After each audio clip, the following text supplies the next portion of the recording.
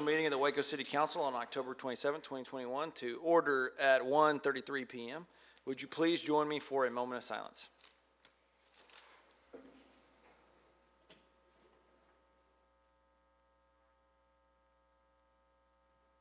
Thank you. Welcome to all our guests and visitors. Are there any guests here other than those presenting who would like to make a public comment? I don't see any. Great. We will move on to the work session for consideration and discussion of applicants to fill the City Council District 2 vacancy. And with that, our first applicant is ADRIAN FAJARDO. Come on up to the table, sir. I want to start by saying I know that we only have Mr. FAJARDO to start with, and all the applicants aren't here, but on behalf of myself and the City Council, thank you to every applicant who has applied. The applicant pool that we've gotten is robust, and it really shows, I think, that people are eager and excited to be participants in the good work that this council is doing, the good work that's happening in the city of Waco. I'm really pleased with what our future holds, knowing that the applicants who have applied have done so. Going over, Mr. FAJARDO, to start with you, we have a list of questions that I believe that you were presented with in your packet, and I'm going to be asking those questions. Council members have your notes and information, and we'll be able to take notes as we go. And we will only be asking the questions that you received in advance. Each person will only be asked the exact same questions. So with that, I'll start with the first question, which is, what do you hope to accomplish as a city council member and representative of District 2? Awesome. I just want to first thank you. Sorry. Wait a minute. I was just going to remind the mayor and council that applicants were also instructed to Create a statement. 3 to 5 minute presentation prior to questions. So very good. But I'm sure he was going to work through that. Thanks, Esmeralda. Appreciate that. Yeah, so the introduction, is that correct? Mm-hmm. Yes. Okay, so just a little bit about myself. My name is ADRIAN FAJARDO. Been a follower of God, follower of Christ for the past 13 years, and man, what a journey it's been. It's been awesome. And so I'm a husband, been married for 2 years, met my wife 5 years ago at the South Waco Community Center. I was hosting a variety of events, and there she goes, the apple of my eye. And so we're expecting a baby next May, and so that's an awesome journey within itself. Born and raised Waco, District 2 to be exact. Spent a lot of my time, I was a street baller, so I was spending a lot of my time at Kendrick Park and a lot of parks around South Waco. And so got to build so much within that community. Moved to university, I went to Kendrick Elementary, then went to University Middle, where University Middle was at the South Valley Mills HEB, and it's not there no more. But from there on, moved to University High School, where I was at the old University High School, where Chili's was at, is right next to HEB, and then went 2 years to the new University High School. From there on, went to MCC, graduated with my 2-year degree, and then went to Tarleton State University, graduated my 4-year degree recently. So now I'm a 4th grade reading and writing teacher at South Waco Elementary. And so what an awesome opportunity that I get to serve my kids in that capacity and be able to read with them, be able to teach them how to write. So that's just a little bit about myself. Now I'm going to answer Mr. Meek's question. So the number one thing that I want to bring to this community, to this position, I think it's so important. If it's not the most important, it's got to be in the top 5 things that are important. It's to continue to build relationships with this community. I'm from South Waco, but I still feel like I have a lot to learn and grow from these people. And so by the way that I'm going to do that is by continuing to go and roll up my sleeves and continue to build with these people, whether it be the elderly, whether it be the millennials, or whether it be adolescents. I'm still going to continue to build these relationships. It's so important. If I'm a teacher, I could be the best teacher and go into these classrooms and teach them, but if I'm not building relationships, then the kids are not going to be engaged. So people don't care how much you know till they know how much you care. And so by the way we do that is by rolling up our sleeves and going up and building relationships with people. So that's the first thing that I would want to bring. Number 2, I want to bring a sense of unity. If COVID-19 19 taught us anything, it taught us that it's done a lot of harm to a lot of people, from on a social level to emotional level to even physically, and it affected me personally. And while that was going on, you had a lot of political divides happening within the community of Waco and even the whole nation as a whole. So it's even more evident that we have to be together during these times, which I think the councilmen and councilwomen have done an excellent job for what I'm seeing, is uniting the city of Waco together, which is very important. So that's what I would want to bring to to this position. And lastly, but there's plenty of more, but the last thing that I put on here was a growth environment. It's evident that Waco is growing at a high rate right now, and it's a good thing. So one thing that I want to bring to this position is to have a growth mindset, a growth environment. How can I create an environment where we're growing with this big change, these opportunities that are coming this way? And so that's what I would want to bring. Because these opportunities are not just for certain communities, they're for all communities of Waco. So how can I be able to have a growth environment, get my people, get the people of South Waco, the District 2 people ready for these opportunities and for this growth of Waco? Thank you, sir. What qualities do you possess that you feel will contribute to being a good council member? Or you could also tell us what you think you bring to the position that others may not. If you don't mind, I'm going to answer both of those questions. Just give you a little bit about what I possess. So before you call me a council member, or before you call me a teacher, a father, a husband, board member, one thing that I want to be known for is being a servant. And so one of my favorite authors says, if you see people as broken, you're going to try to fix them. If you see people as weak, you're going to try to help them. But if you see people as valuable, you're going to serve them. And so what the opportunity that I've had for District 2 to see people as valuable, I see the businesses of South Waco, District 2 as valuable. I see the parks and the recreation centers as valuable. And because I see these people in the community centers and the parks as valuable, it's no problem for me to wake up each and every single day and to be able to serve these people. And so that's one of the things that I would bring to this position. Another thing that I would bring to this position is believing that everybody that I meet is a 10. So I believe that everybody that I meet has a potential to be whoever, what God has called them to be. And so I know some people might call that a weakness, but I feel like that's a strength of mine. And so just believing in the potential that everybody has.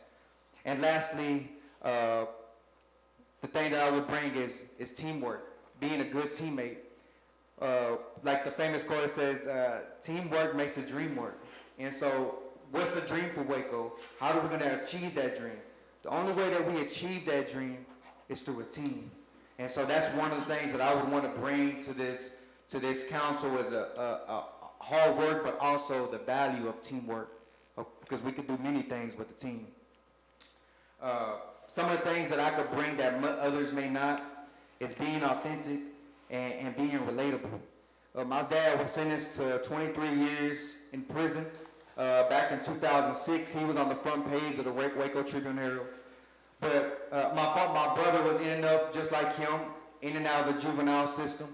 My mom was a single-parent mom, and the poverty rate at the time, according to Jimmy Durrell's Commonwealth book, was around 26 to 30%. I don't know if it's gotten better so far, but that was the poverty rate. So I know what it's like to be in poverty. I know what it's like to be in a family where incarceration was real. But what an honor to be. A few days ago, I was in the newspaper, but I was in the newspaper for something good. And that should be representative of Waco. That should represent Waco, that even though some things start bad, it doesn't have to stay bad. It could be good at the end. And so I'm able to bring that. I'm able to bring that authentic, being relatable to this community, because I know what these people go through. I know what it's like to lose people to the crime rate in Waco. I mourn with the people. I've been there for the people. And I know what it's like. And so I feel like I bring that to the table, being authentic and being relatable to this community. Thank you, sir. The next question is, what current civic or community service projects are you involved in, or how have you already been volunteering or serving the city? Thank you for asking that question. I was serving under Pastor Gabe Dominguez at Life Church Waco in the First United Methodist Church back in 2013. I was serving under him for about 7 years. I was a youth ministry leader. Also moved from the youth ministry leader. Was doing a variety of things what they call discipleship groups, life groups, and we were mentoring a lot of challenge kids, alternative kids, Waco High, University High, and a variety of high school students. I was also, from there I moved on to the junior high ministry where we were able to do discipleship groups with Cedar Chavez, Indian Springs, Carver Middle School, and schools alike. From there on, I then went to being a children's pastor under Pastor Gabe Dominguez for a year, and did a lot of work with Pastor Gabe. From there on, I transitioned to Church Under the Bridge, where I'm under Jared Clark and the children's ministry with Jimmy Durrell. And what a fun time that's been. Back in 2016 and 2017, I worked with South Waco Community Center, and we hosted the very first basketball league there, and it was a fun time. What this basketball league did was we collaborated with over 11 churches around Waco, and we got these churches together under one roof, and we were able to play basketball. We were able to generate a revenue over $3,000, and we were able to fund a Halloween carnival, which still goes on to this day. And so that was an awesome time. From there on, went to South Waco Elementary. I was a PE assistant at the time, and we created a program called South Waco Awesome Guys. And because of this program, at the time, there was about 3 homicides in that community. And so I thought that something had to change here because the young boys were coming in and talking about these homicides. And so what happened was, I was like, we need to be able to collaborate with different leaders around Waco. And so we created this program that the boys were going to be able to learn from these either pastors, or there were community leaders like Mr. Meek came and spoke at our citizenship award. Hector Sabito came and spoke, and the kids got to learn these business skills, social skills, and different things like that. So we had the opportunity to mentor over 75 fifth grade boys, which was an awesome time. We did that for 2 years. I recently served on the Historic Landmark Preservation Commission for the past 2 years, and that was a pretty fun time. And now I'm transitioned to the Plan Commission Board, and so that's been a lot of fun. My first day was yesterday, so that's been a lot of fun. Thank you, sir. What is your vision for the future of Waco in the next 10 years? So Proverbs 11:14 says, "For the lack of guidance, a nation falls, but victory is won through many advisors." And so what I see for the city of Waco is a victory that is won. But how that victory is won is through many advisors, for us continuously seeking advice either from the council, or from those community members, or from the local church, or from those local organizations and nonprofits. But as I see a community that's being collaborative and always working with its partnerships, so that we can see a community that is being equitable, that we see a community that is driven by collaboration, and then we see that victory is won. Thank you, sir. What, in your opinion, are the city's 3 most pressing needs, or what do you see as threats and opportunities facing our city? The biggest threat that I see right now here in Waco is affordable housing. It's very hard, and me personally, I don't know what the solution is to that problem. But that's a great opportunity that we face as a council, as a community. How can we work together to be able to find solutions to these threats and problems? But I see so many opportunities here in Waco. I see us being creative. I see us being innovative. I also see the community centers being utilized. I see also the parks and the playgrounds being utilized. And I see different groups and different nonprofits and the local churches coming up and being collaborative and working together. And also what I noticed from COVID-19 and even the ice storm that just recently hit us, it was obviously devastating, but I also seen people loving their neighbor as themselves, and people working together here in Waco. And so I believe it first started off with this council team that we see up here. The teamwork and the relationships that this council was building with the community that is really empowering the community. So I see I see the threats, but I also see the solutions that could come with the great council and also with the great people of Waco. When you hear about something that concerns you in the city, what steps would you take to see that this concern is resolved? First thing that I want to draw up is the data. I'm a teacher and I didn't know how valuable data was, but data is very valuable. So if there is a concern, we want to first look at the data, let's look at the facts. But also, let's go and let's keep doing what we're doing. Let's go and build relationships. Let's roll up our sleeves and let's go to the neighborhood associations. Let's sit down and hear from others and see if it's a city problem, or if it's if nonprofits could come, or if the local church or the local organizations could come and help out with this problem. And so the first thing that I would want to do is first, like I said, look at the data, look at the facts, but also move off those data and facts and see if this is something that the local government can do. But also, let's see if we can collaborate with others around us to be able to help with that concern or be able to help with that problem so that we could come with a solution. If you're not selected, what would you try to do, or what would you do to try to help work on ideas or issues that are important to you? One thing that I had the opportunity to do, and it was an honor, is to work with Mr. Meek and also work with Hector Sabito. And I worked closely with them, and my plan and my desire is to keep working with them, but also work with the person that's going to be chosen if I'm not chosen for the District 2 position. Just keep doing what I'm doing, just keep building relationships. Also, still serving on the Plan Commission, keep serving on the boards, because I feel like that's where I am able to share my ideas. That's where I'm able to brainstorm and get around the round table and be able to talk about the different solutions that we could come up for the city of Waco. And also just continue being a teacher. I mean, I'm here raising up the next leaders. One thing that I do in my classroom is I have recyclers, I have secretaries, and then we're even voting for our mayor next week. And so I'm doing the same thing. I'm gonna just keep doing what I'm doing and keep raising the next leaders of Waco. Thank you. What do you see as the role of city government in keeping the cost of government down while providing essential services to residents? I believe the role of the government is to be able to access, implement, and evaluate the policies that we have the opportunity to look over.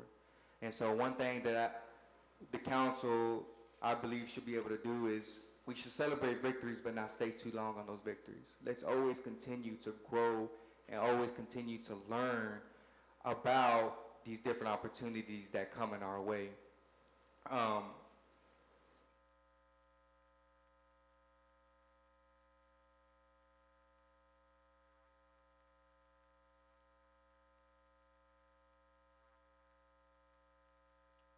One thing that, some of the things that we want to continue to keep doing as a council is continue to be innovative, continue to be creative.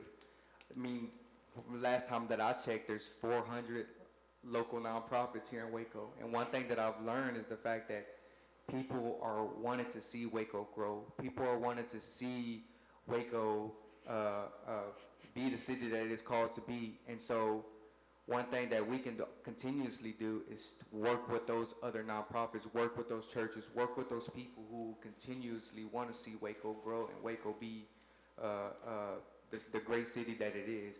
And so how can we continuously collaborate? How can we continuously brainstorm on different ideas and be able to move forward with those ideas to be able to find a solution to the problems?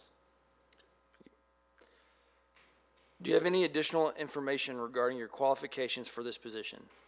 If you have questions you'd like to ask the council members present today. No, I do not.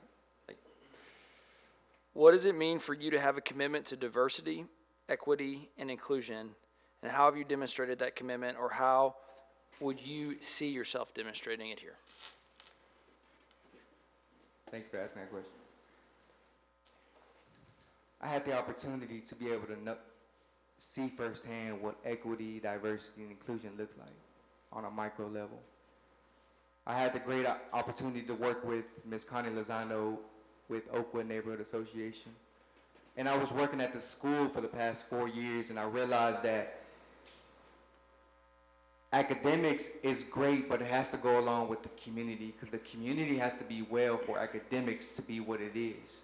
And so I was trying to figure out how can we, because I would hear students say that our communities, my community that I go home to is chaos. And I thought, how could this be? How could these kids focus on academics when they say their communities are chaotic? And so I had the opportunity to work with Connie Lozano. The Oakwood Neighborhood Association hasn't been up and running for the past 20 years. But here we were trying to come up with this first national night out in the past 20 years. And so Connie Lozano got the opportunity to collaborate, and I had the opportunity to influence the parents and just get the parents in to this national night out. And I seen the parents engage. I seen the kids engage with the local fire department. They were engaged with Mission Waco and all these different nonprofits. I had the opportunity, and my kids were having so much fun in this community. They were having, and the parents were getting educated. I seen equity right in front of me. I seen what it was like to include everybody in the process, in the opportunities that Waco has for these people. And what an opportunity to be able to see that. It was a joy. After 4 years of hard work, I seen it with my own eyes. And it's only going to get better. And so what a joy that was. And I finally seen it. And that's something I'm still going to be continuously be committed to. Awesome. Thank you so much for your time today, and thank you for these questions. We will be engaging in discussions with 5 more applicants and engaging in an executive session discussion subsequent to that, and hope to have a decision tonight. So thank you for your time, Mr. Fajardo, and we appreciate you being here. Thank you. Thank you. And next we have Alice Rodriguez.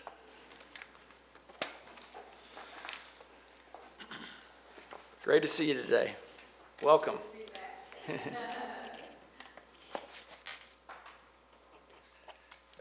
Just to jump in and get started, you'll have a 3 to 5 minute presentation on why you believe you'd be a good candidate, and followed by that, as you just saw, I'll ask questions. Every applicant has the same questions, and I'll be the one asking those questions.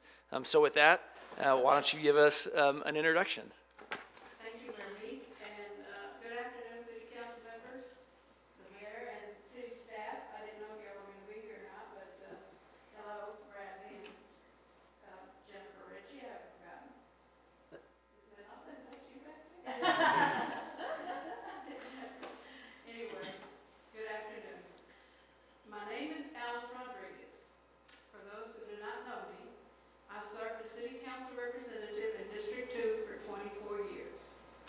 I am here to express my interest in filling the current vacant position in District 2 as City Council member. I believe that it takes a team to work together to navigate through the growth and the future of our city. As in the past, working with the other City Council members and under the leadership of our Mayor and City Manager, we were able to complete numerous projects, tackle issues that arose, and get ahead of obstacles that might and could come our way.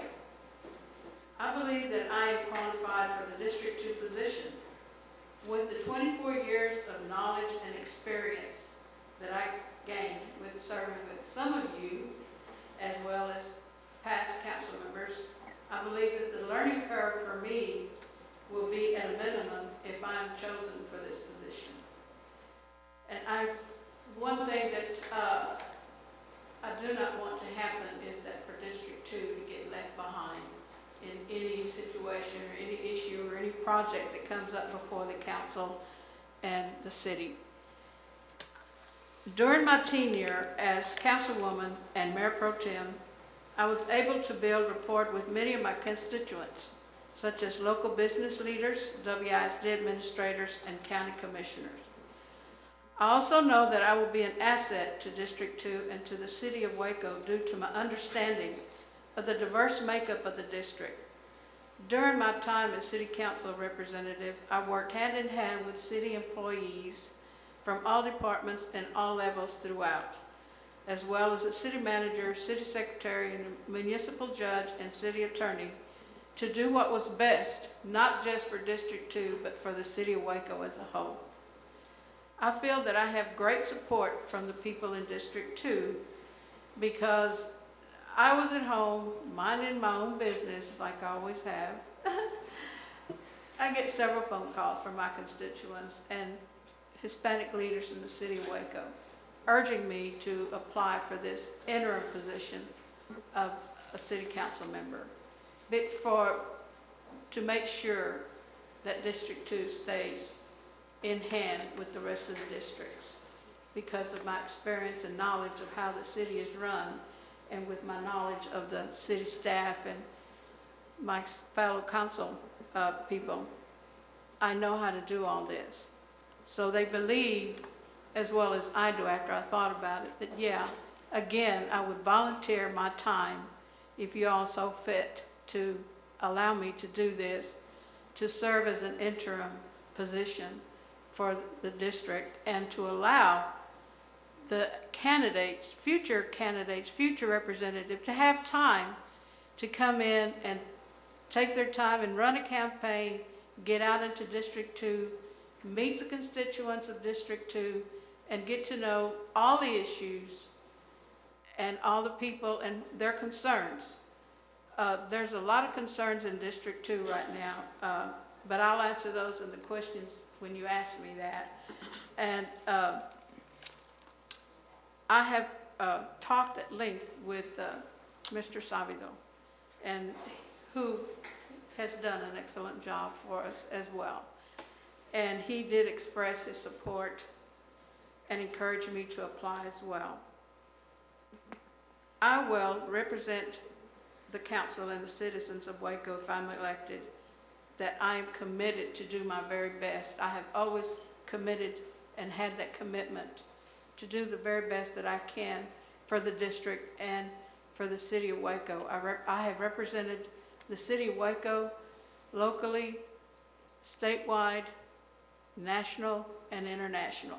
So I was very proud to represent Waco and proud to do so again if selected to do that.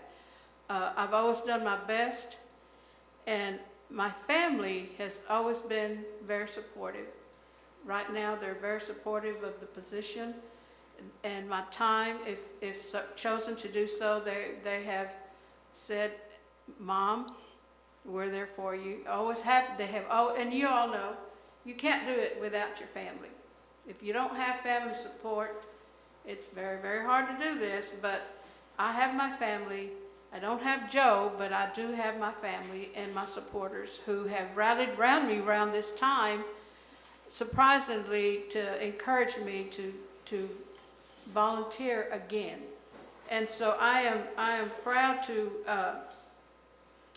come and submit my application. If chosen, I will continue to do my very best for District 2 and the city of Waco. Thank you for your time today in considering me for the City Council District 2 position. As mentioned before, I believe that my experience, my relationships, and my passion for District 2 and the city of Waco make me very qualified. I look forward to the bright future that's in store for the citizens of Waco, and I thank you. Thank you so much, Alice. I'll start with the questions now. What do you hope to accomplish as a city council member and representative for District 2? Well, I've always had I've always taken the position of having an open door as a city council member, to have an open door to my constituents. And well, they have had an open door to come into my office, come into my home with their issues. Because a lot of them are more comfortable, as you know, coming to your home, talking to you in person rather than calling you on the phone. So what I hope to accomplish is still that open door policy that I know a lot of you have and I will continue to do so. Thank you. What qualifies you to, what qualities do you possess that you feel will contribute to being a good council member? Or tell us what you think you bring to the position that others may not. Well, again, thank you for that question. I believe experience and the way in my rapport that I get along with other council members. As I said in my opening sentence, it takes a team, and I know that. It has 6 people to make things move, and I know that. I have that experience, I have the relationship, and I think I have the attitude and experience to get along with other council people to move us forward. And I believe that's one of my most outstanding qualities. Thank you. What current civic or community service projects are you involved in, or how have you already been volunteering or serving in the city? Okay, as you know, I'm executive director of a nonprofit, which is LULAC Council 273. And mostly what we do is give out educational scholarships. We do that all year long, and we help folks that are in trouble, financial trouble, sometimes can't pay the rent or whatever. But one of the things that I'm most proud of is, you all know that I'm very baseball oriented. I'm very proud of our Waco Rampage baseball team. I volunteer a lot with all the teams, but the thing that I'm talking about, want to talk about right now, is a ministry approached Waco Rampage, and we used my house several times for food distribution, and we still do so. We have trucks coming up to my driveway. I don't know, the neighbors haven't complained yet, but they come and unload the trucks at my house, in my driveway, in my garage, and the baseball players and their parents come.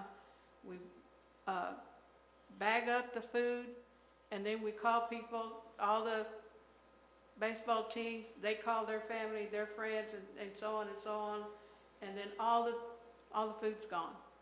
People come, and that is what really, really moves me, because right now there's a big need for that, and I'm proud that we're able to, as a baseball team and as a team volunteer, to be able to do that to folks. And so I'm very involved in that, not just with LULAC, but with also I'm very involved with the Hispanic Museum.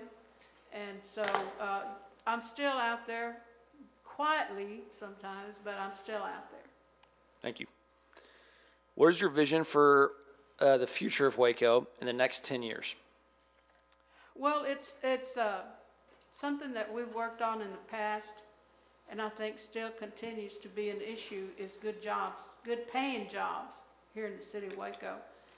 We know how hard it is to get companies to come down here and give us a good paying position for our folks. And I know we've always strived to do that, and I think I would continue to do that. And the vision for us is to have good paying jobs, so that a single mom doesn't have to work 2 or 3 jobs in order to support her family. And it's hard out there right now, but it always has been. And I look for us to be better at the jobs, better housing, affordable housing, I think is a big issue for us. But also I'd like to see that in the future of Waco is affordable housing and good paying jobs. What, in your opinion, are the city's 3 most pressing issues, or what do you see as threats and opportunities facing our city?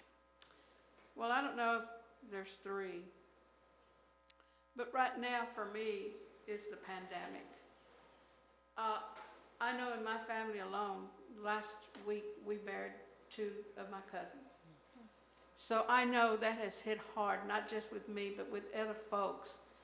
And hopefully that people understand what a serious issue this thing is and how horrible it is. to me, that's one of the pressing issues for us as a health issue, is to help control this and help people to get over it, because it's hard. You can't go to work, you can't do anything, you need the help. And I think we need to make sure that we can help people that have this health issue. And I think talking with the health district, I saw her presentation the other day, which was a very good presentation she made to y'all. I think we need to stay on top of that, because like I said, I just buried 2 of my cousins last week, and they're young folks. So we have to get that under control. We have to make people understand that this is important. This is not something to play with. This hits home. I don't know if it's hit any of y'all as hard as it's hit us, but it's a serious issue. To me, that we can have all the jobs in the world, but if we don't have health, we don't need the jobs are not here to help us. So we need to be healthy in order to go out and do what we have to do and live our regular, normal lives. Thank you. When you hear about something that concerns you in the city, what steps would you take to see this concern resolved? That question, I thought about that. And there's some things that as a council person, there's some issues that you can address and move. But also, as a team, you have to bring it before the city manager for him and staff to address. Those issues have to be done right. If there are issues that concerns a constituent, it has to be done right. And make sure that city staff and council knows these issues, and we bring it forward. But like, hey, my trash didn't get picked up. Okay, as a council person, you know you can pick up the phone and call solid waste.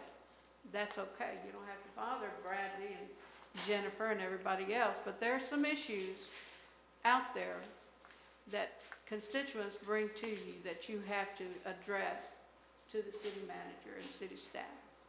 But bring it to the council first and get their opinion of what needs to be done and what should be done. If you're not selected, what would you do to try to help work on ideas or issues that are important to you?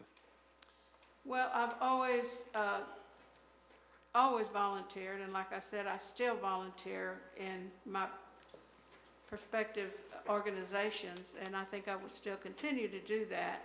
The one that gives me the most fun is the baseball teams. I love that. I love the teams, and I love going to baseball games.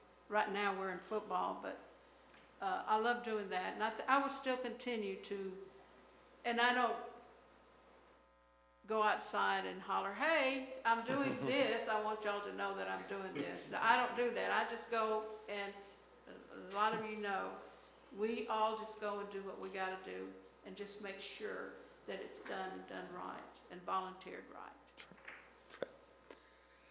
What do you see the role of city government in keeping the cost of government down while providing essential services to residents? Well, I thought about that as well, and I know that we've talked about it as council before in the past, and a lot of it is waste. But now that the pandemic has hit us, I know we probably don't have waste. We have probably short on staff, and we have to make sure that our citizens are served and served well. And we also, at the same time, make sure that our employees are happy and that they have the benefits and the pay that they deserve to serve our constituents happily. Because if you got a good, happy employee, you got a good, happy constituent that they go and work for.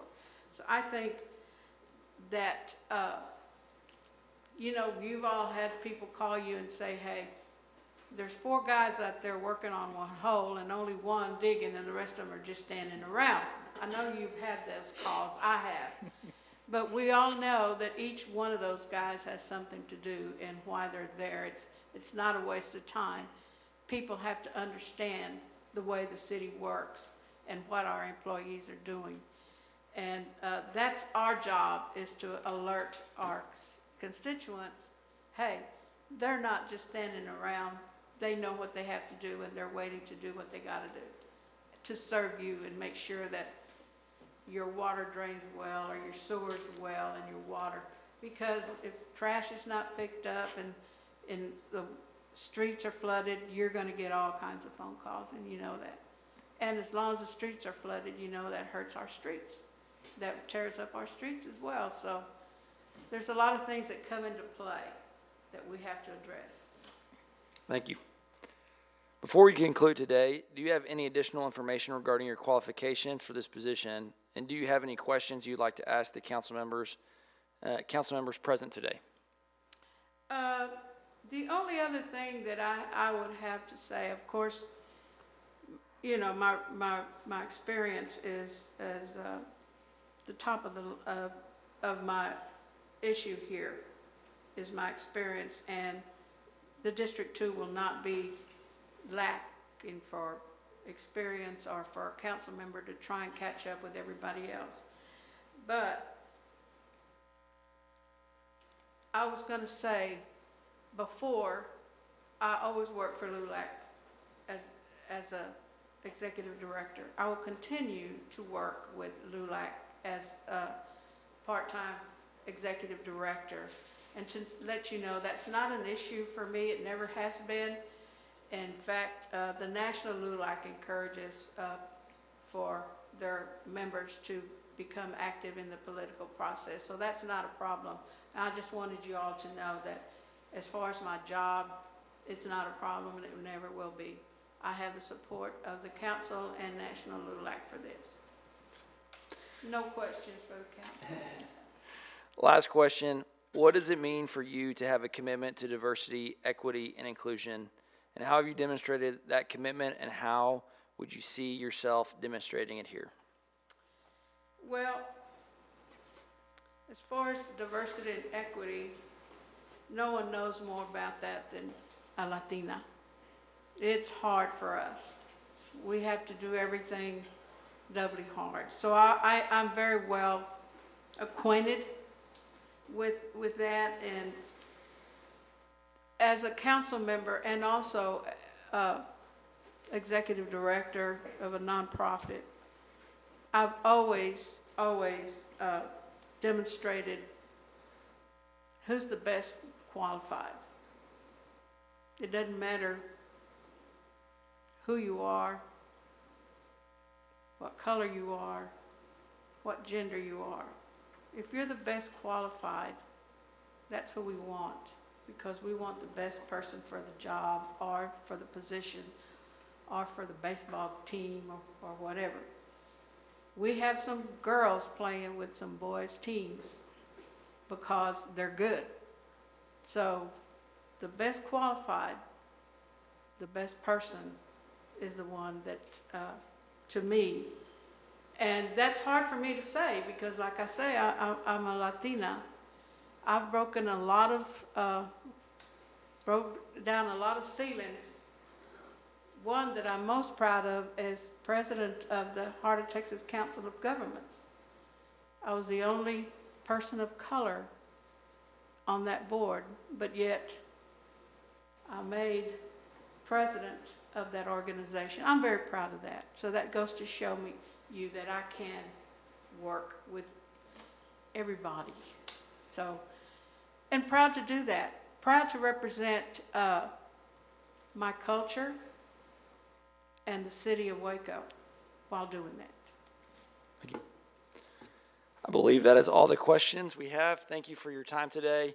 As I mentioned, we will review all of these questions after we have 4 more interviews today, engage in executive session, and hopefully make a decision this evening. Okay, thank you guys. Thank you, Allison. Good to see you. Good to see you guys. Next, we have Tiffany Vidania.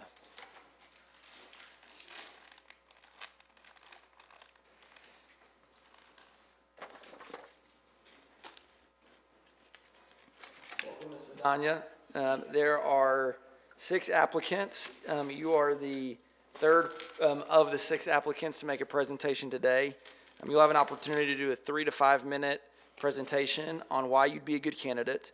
And then we'll move to a question section where I'll ask 10 questions. I'll be the only one asking the questions, and they'll all be the same questions. So with that, we'll open up with your introduction. All right, so I am Tiffany Vidania. I'm interested in filling the District 2 vacancy. Do I just-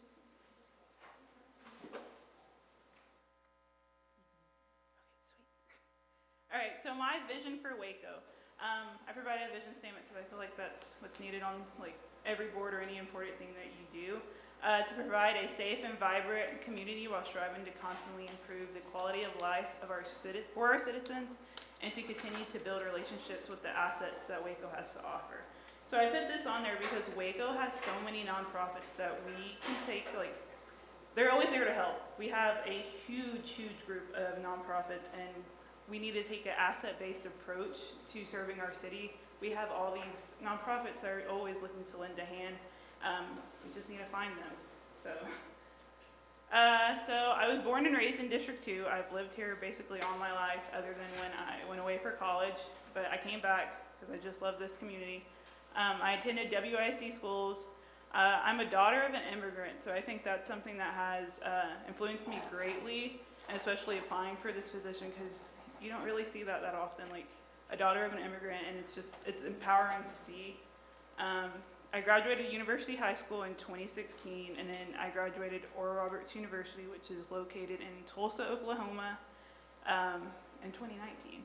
I'm currently a substitute teacher and a CNA. I got my CNA in high school, and I've been working with it since. So like this whole pandemic COVID thing, I was all over the place, both filling in for teachers who were on leave, and also I was the COVID person for my job that I work at, so I was the one going into the COVID rooms. I'm a community volunteer.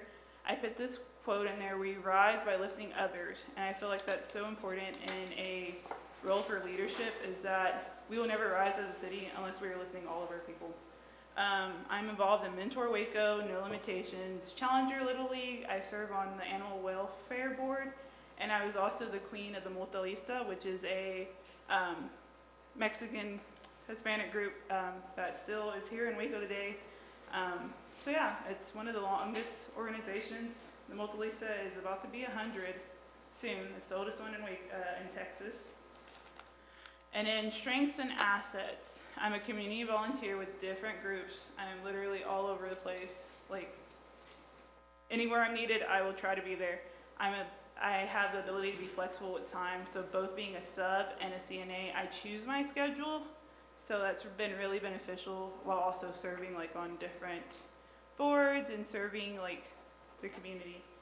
I am connected with multiple nonprofits and area leaders, so like I know Miss Isabella Lozano, which is the Kendrick principal, the Navas, which are the Kendrick Neighborhood Association president. I'm also involved in the Alta Vista Neighborhood Association, and I also know like spiritual leaders like Pastor Ruben, who has his own food pantry. And so my end of my little introduction is, life's most persistent and urgent questions is, what are you doing for others? And that was by Dr. Martin Luther King Jr. And that concludes my presentation. Yeah. Thank you so much, Tiffany. Now move to the question section of the interview. The first question is, what do you hope to accomplish as a city council member and representative for District 2? Okay, so this one, I want to continue to build on the relationships that Mr. Hector Sabito has already cultivated. He was a leader that was always out in the community and always highlighting different people and highlighting different businesses in our district. I want to continue that and maybe like even get with leaders that aren't as well known.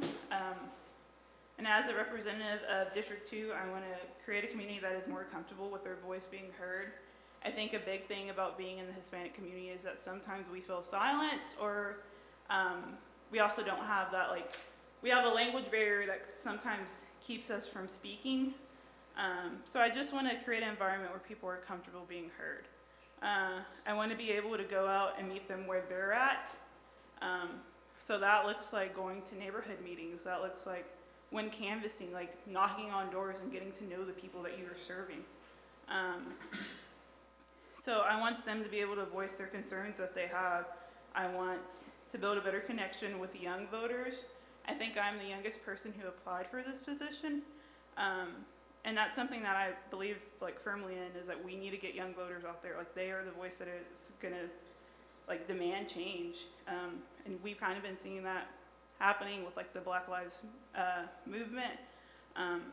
So I want to be more involved in that. I also want to create transparency of what's always happening. And I can do that through social media. I'm a big social media person, and I feel like that is a way to connect with people. Everyone has Facebook, everyone has Instagram, and so I also want to like just make sure that the people know like what is going on. Like with the budget, this past budget, a lot of people, the tool that y'all created was amazing to like see where the budget's going. I have never seen that in the past, so that was really great. Just creating transparency and making ourselves like more available to the citizens of District 2. Thank you. What qualities do you possess that you feel will contribute to being a good council member? Or tell us what you think you bring to the position that others may not. So I am motivated to serve my community in the best way possible. I want to fulfill all duties with integrity, and I want to have the best interest in both District 2 and the city.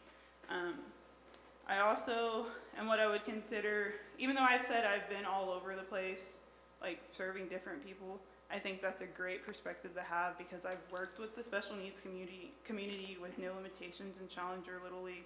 I work on the serve on the animal welfare board, and I just love animals. I also am a big part of Mentor Waco, so I've been mentoring kids for a little while, not too long, but serving the youth has always been something that's been big to me, because those are the voices that are the voices of tomorrow. So I guess this also means being a representative for what's best for the whole city, with also keeping my district in mind. And I'm just highly involved. I know all kinds of people, leaders, through both like networking and like just personally having relationships with them. I'm honest with both my words and actions. Honesty builds trust with people that you are serving and with the people you're working with. Thank you. What current civic or community service projects are you involved in? Or how have you already been volunteering or serving in the city? So I've been volunteering in the city since I was like in middle school. So I have kind of a long list. I've been canvassing for local elections, meeting the people of the South Waco community and hearing their concerns. I've also, with this opportunity of like canvassing, I've been also registering people to vote, meeting them where they are, and just bringing them up to date on like the candidates that we have and what like issues are going on in the city. And then I've been with Challenger Little League since 2016.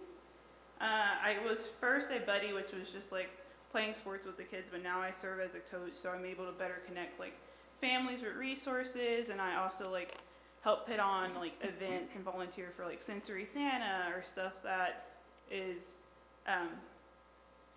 more for the special needs community.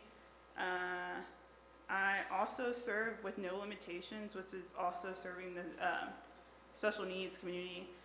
You create an environment of inclusiveness with this by allowing kids to play sports that you normally wouldn't see on a baseball field or a football field, and it's completely free. And this is just a fun opportunity to get to hear other voices of the community that sometimes aren't heard a lot.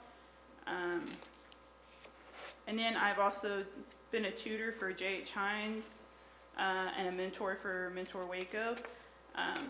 And this is a local organization that works to enhance the young minds of Waco. We are teaching young adults how to be community leaders, how to be servants of the community, and also how to like balance school and their emotions and everything like that, which is very hard to do when you are a middle schooler or high schooler.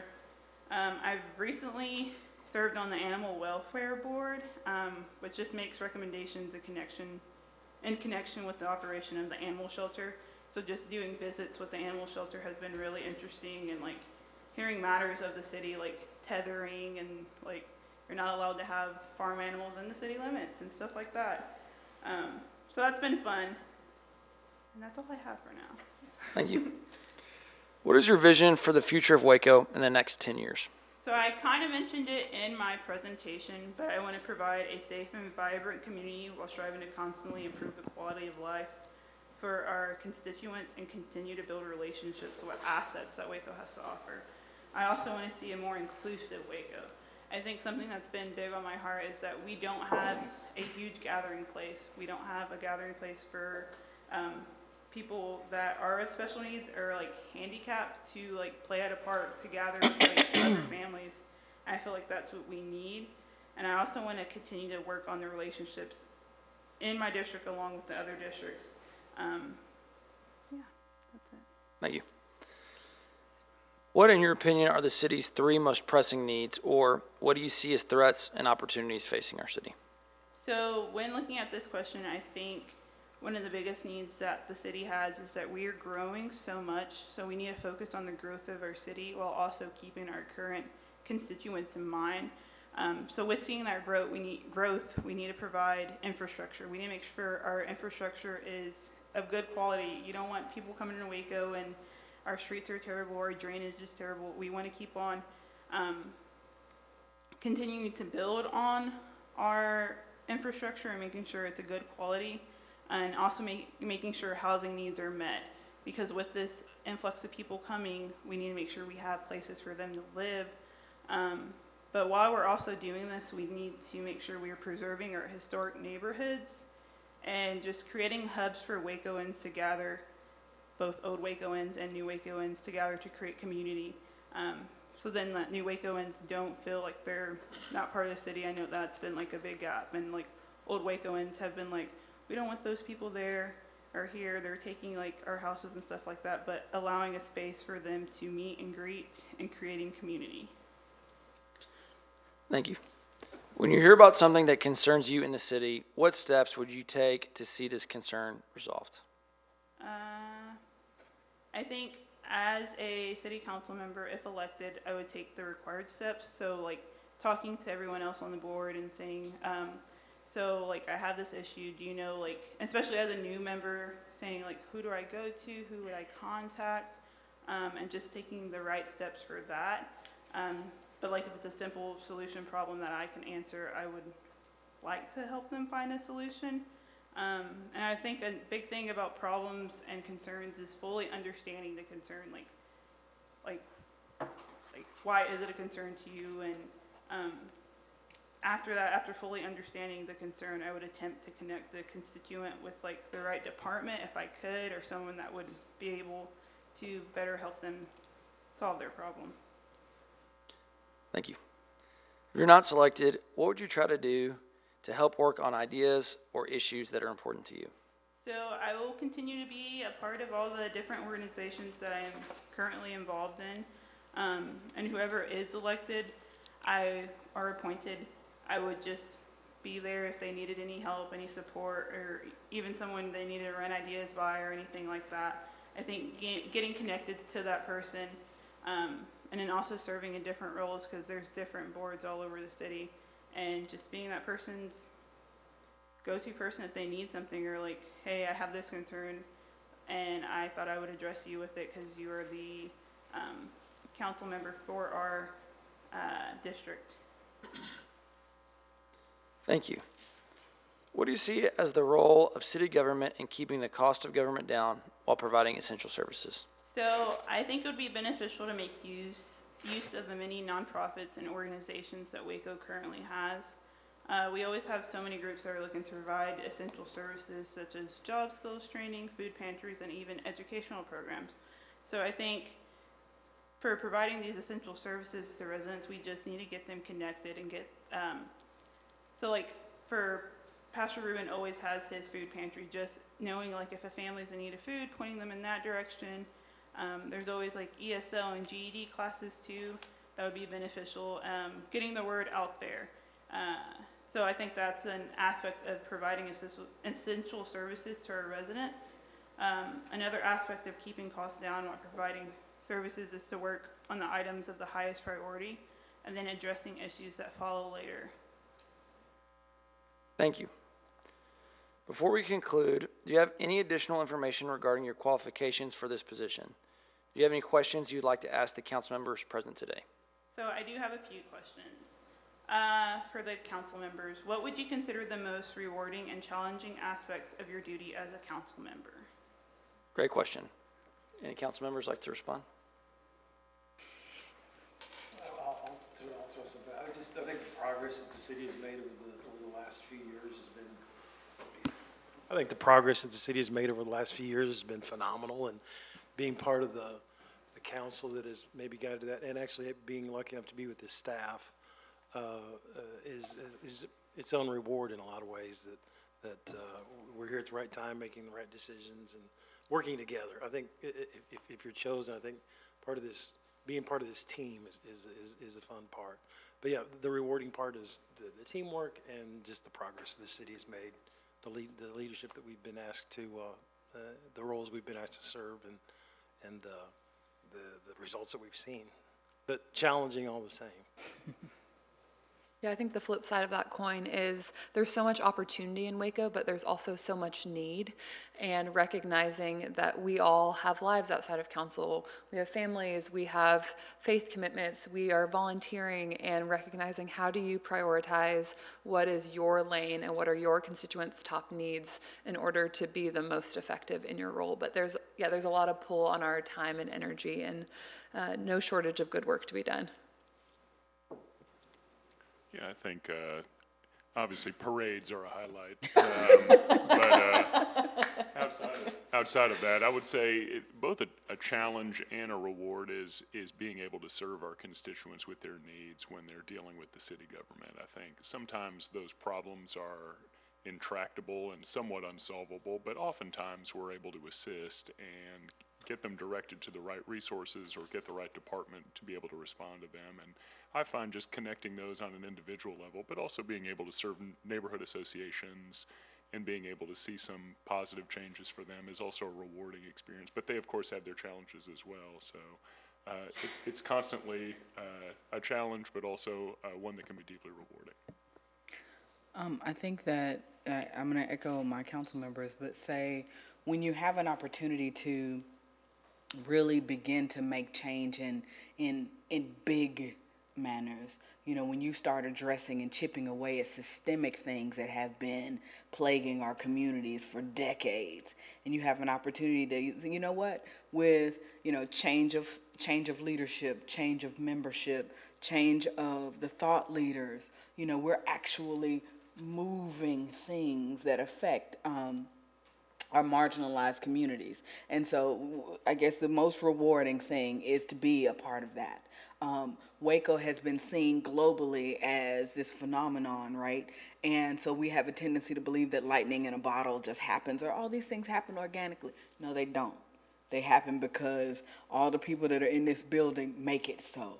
You know, all the people, and the staff that we rely on, the voices of our community that we listen to, that's the rewarding part. Now, it is its own challenge, because there is, as a public servant and an elected or appointed official, you are public.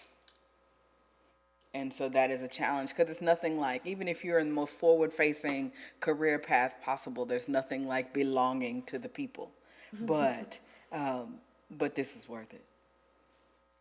I just co-sign everything that was just said. Well said. And that's the role of the mayor. Any other questions? Last question for you, Tiffany, is what does it mean for you to have a commitment to diversity, equity, and inclusion? And how have you demonstrated that commitment, and how would you see yourself demonstrating it here?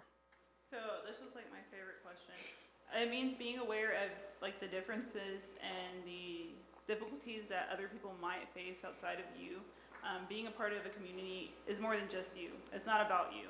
I think a big part of that, having that commitment, is having these difficult conversations with people, especially people that are different from you, to kind of understand where they're coming from and what their background has like caused, like, because we are all from diverse backgrounds. So trying to better understand that background and how it's maybe been difficult, or like the differences we have in like the way we see Waco. It also means being aware of your own thoughts. I think a big thing of being inclusive is always being aware of your thoughts and making sure you're consistently working to become more culturally aware and socially adept.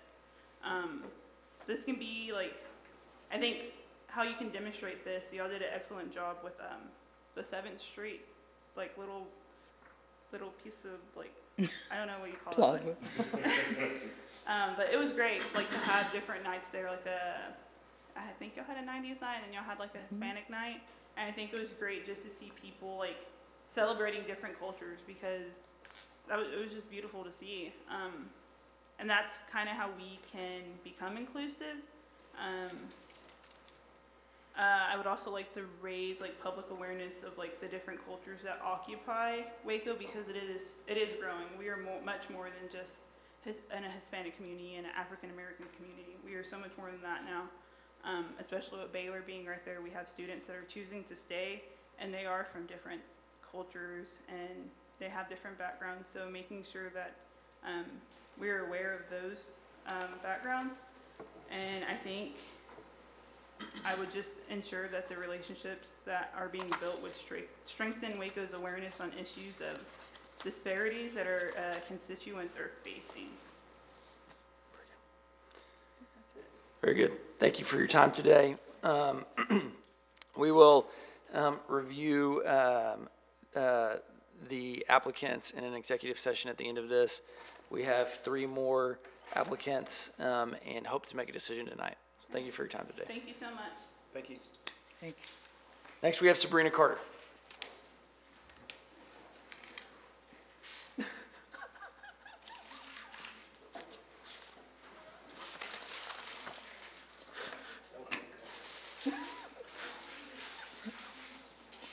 What y'all doing down there?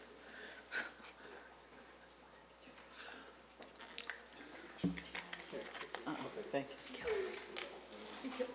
No, he like had it in a paper and then dumped it into his mouth. Like, what y'all doing down there? Ms. Carter, so thankful for you to be here today. Welcome. As you know, we have 6 applicants, and you are the 4th of the 6 interviews that we'll be conducting today. You will have an opportunity to give a 3 to 5 minute presentation. Thank you, Esmeralda. On why you'd be a good candidate. And following that, we'll ask you some questions. All the applicants have the same questions, and I'll ask all of the questions. So with that, please feel free to begin with your introduction. All right, thank you guys. Well, good afternoon. I am so excited to be here today. I can't wait to tell you guys why I think that I would be a promising candidate for the District 2 vacancy.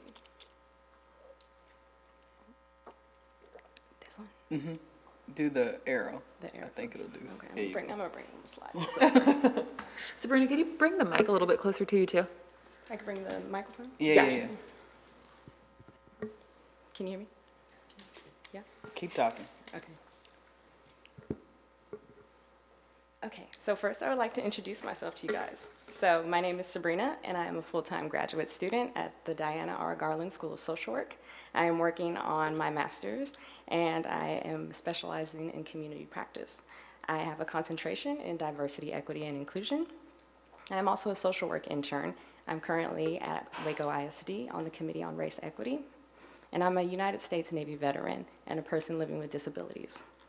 I am a leader. I am the co-founder and president of the Black Leaders Moving Social Work, the first Black student organization at the School of Social Work.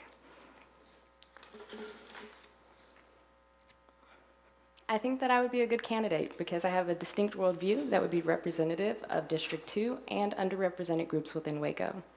My U.S. Navy service is evidence to my commitment of service, and living with a disability gives me personal insights into the need for accessibility and how to navigate those complex systems.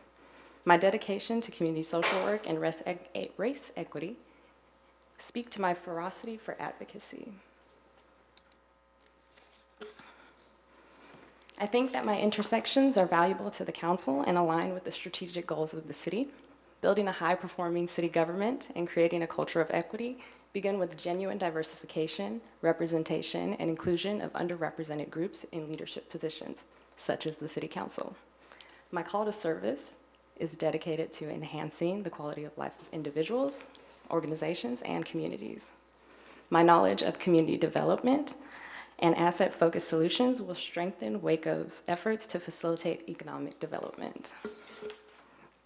Next, my lived experiences will provide insight into intersectional inequities and help bridge the gaps in service and access that correlate with providing a safe and vibrant city and improving infrastructure. And finally, growing up in an urban environment in the California Bay Area, I understand the need and importance for supporting sustainability and resiliency efforts within a rapidly growing city. Together, I think that we could build a more equitable Waco. Thank you. Thank you, Sabrina. Yeah. We will move to the questions part of the interview. The first question is, what do you hope to accomplish as a city council member and representative of District 2? Yes, thank you. I hope to represent a diverse perspective that uplifts underrepresented and marginalized voices and elicits and motivates change within community through policy changes that build and enhance upon strategic goals. I would want to accomplish or create a sustainable social equity plan with the council that would work simultaneously to honor and sustain community members and underrepresented populations' visions for their community, while promoting new development and economic growth. Currently, Waco is flourishing in its economic growth, with future job projections at a 38.3% increase over the next 10 years. However, 26.17% of Waco's residents are experiencing poverty. I want to find the middle ground by bringing in a culturally sensitive engagement approach that will build the bridges between community members, local businesses, and the council that serves both of their interests. Thank you. What qualities do you possess that you feel will contribute to being a good council member? Or tell us what you think you bring to the position that others may not. Sure. I feel honored, actually, to be in this moment with such capable applicants and understand that every person has unique strengths and that they are bringing in today. I am happy to highlight some of the qualities that I possess that I think I can contribute to this team. I am guided every day by my values of justice, diversity, equity, and inclusion, which exude my passion for people and communities, inclusive program development, and my intersectional identities align with Waco's strategic goals and underrepresented and marginalized groups within Waco that need and deserve to be represented. For example, over 50% of the Waco population is Latin or Black.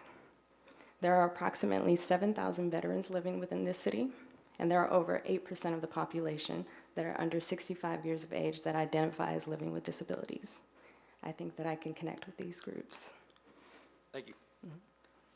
What current civic or community service projects are you involved in, or how have you already been volunteering or serving in the city? Okay.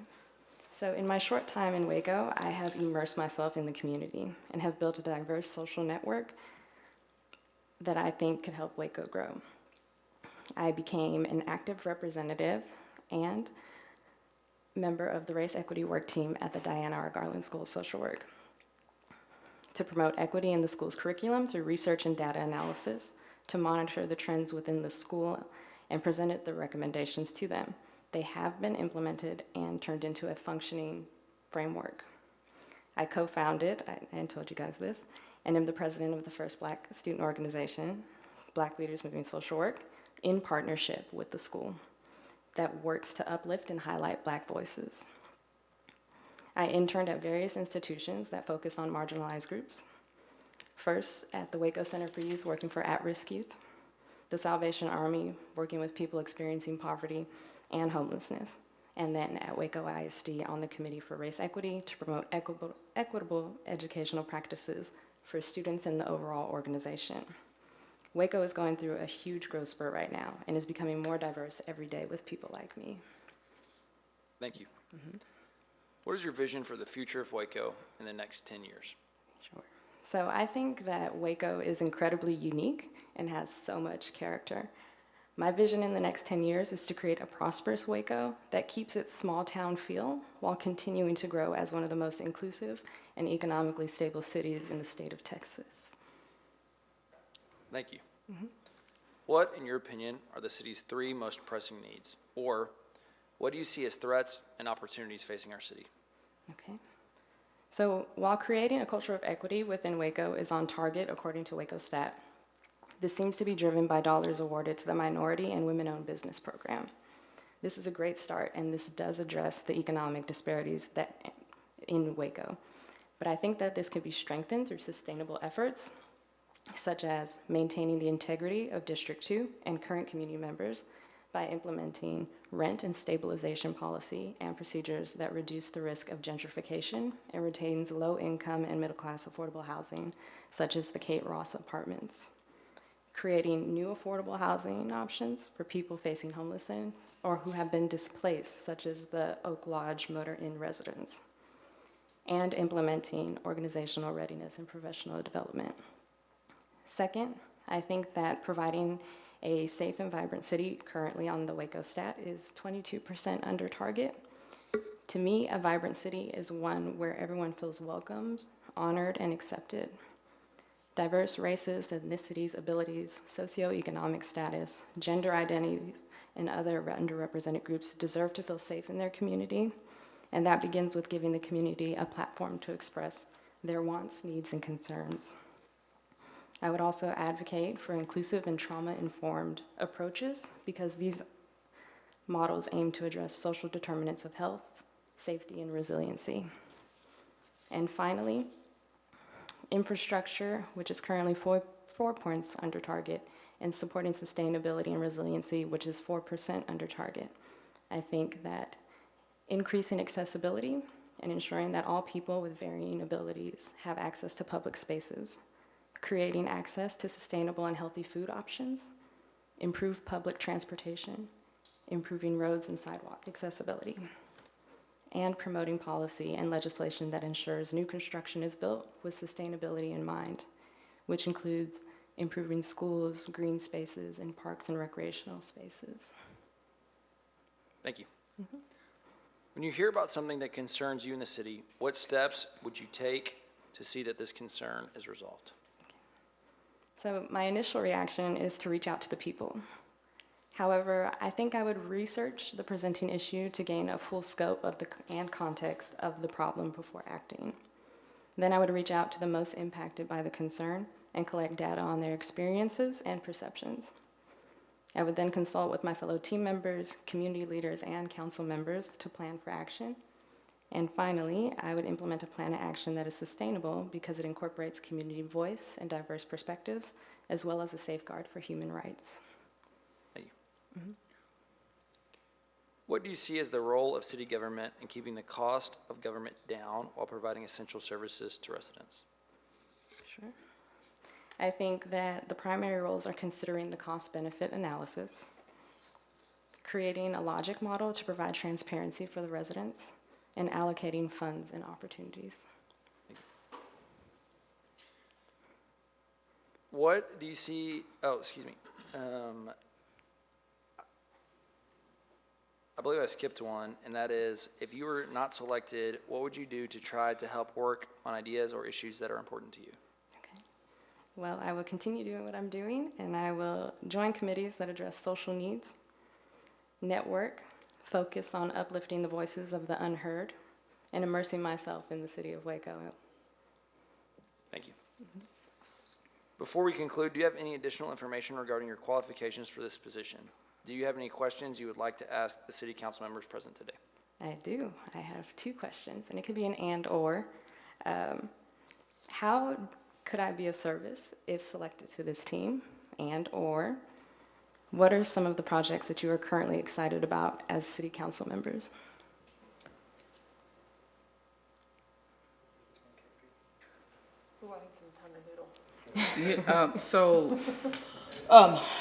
I'll just jump. How could you be of service? I think that anyone who works with us, we're looking for your voice. We're looking for your knowledge, your connection with your community, because even though we represent individual districts, you know, we are one body and we are one city. And so it's gonna take, hey, what are your folks talking about in reference to this, or, you know, whatever, as we move along. Right. So lending your voice to that. I'm most excited, see, you should have never asked me this.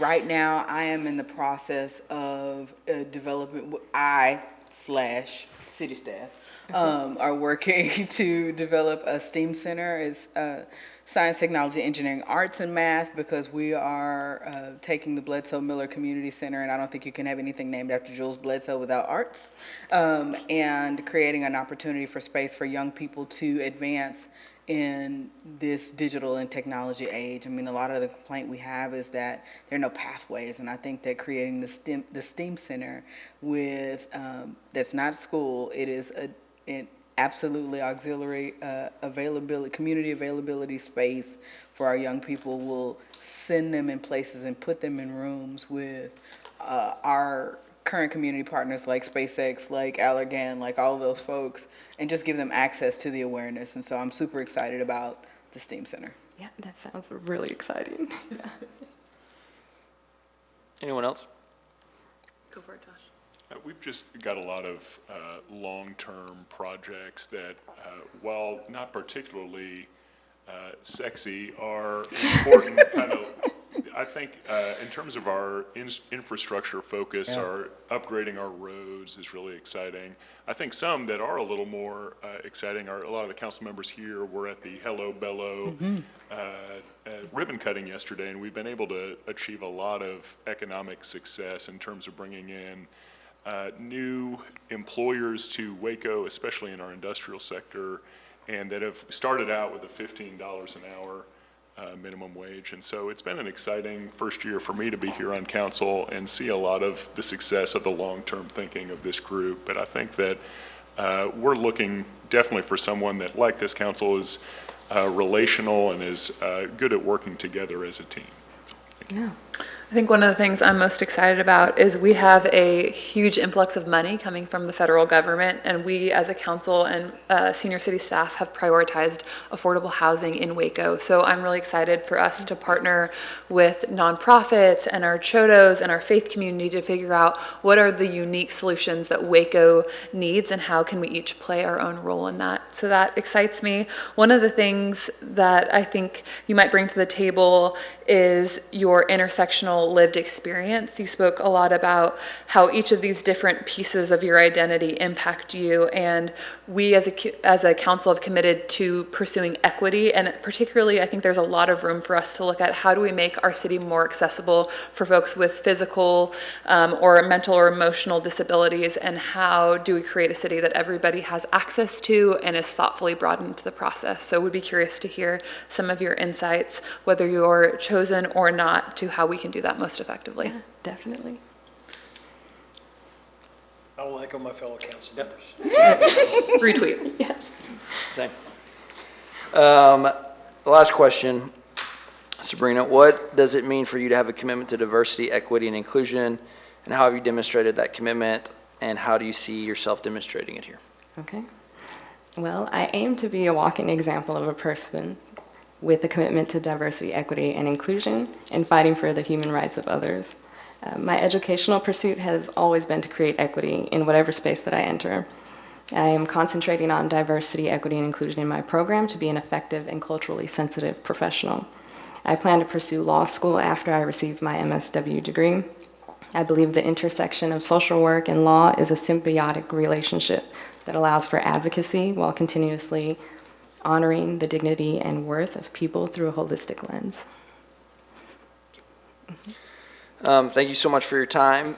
We will be reviewing all of the we will be discussing all the applicants in executive session afterwards, hopefully making a decision this evening.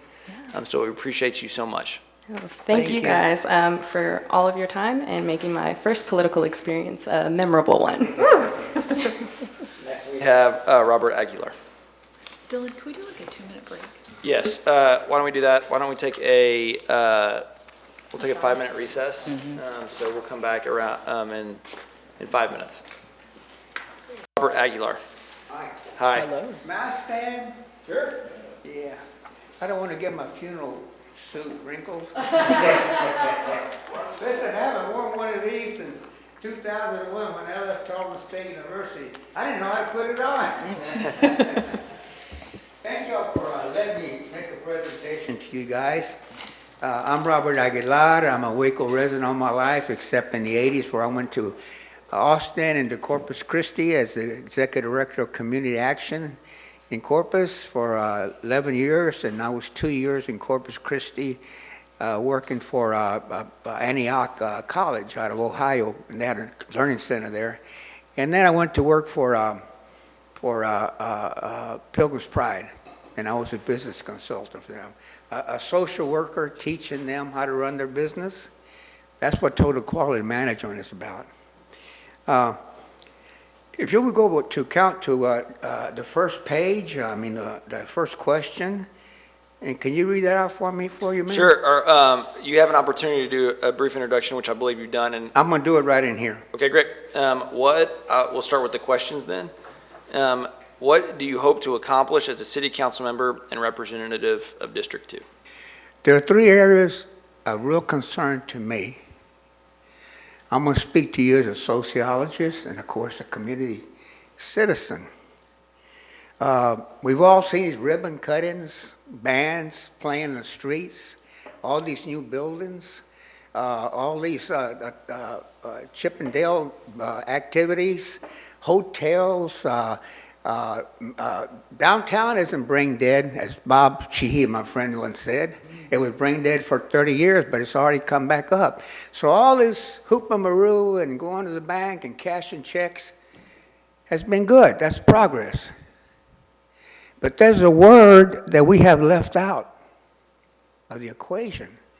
And I don't want to say it too loud because no one has said it. It's called gentrification.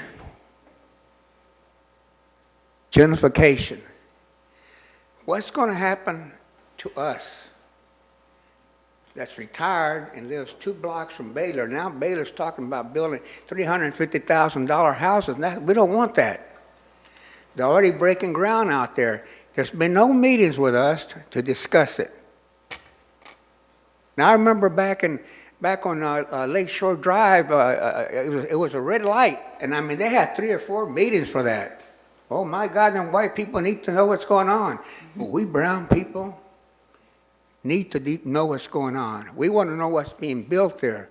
We want to know who that contractor is and how he was selected. I think his name is Behringer.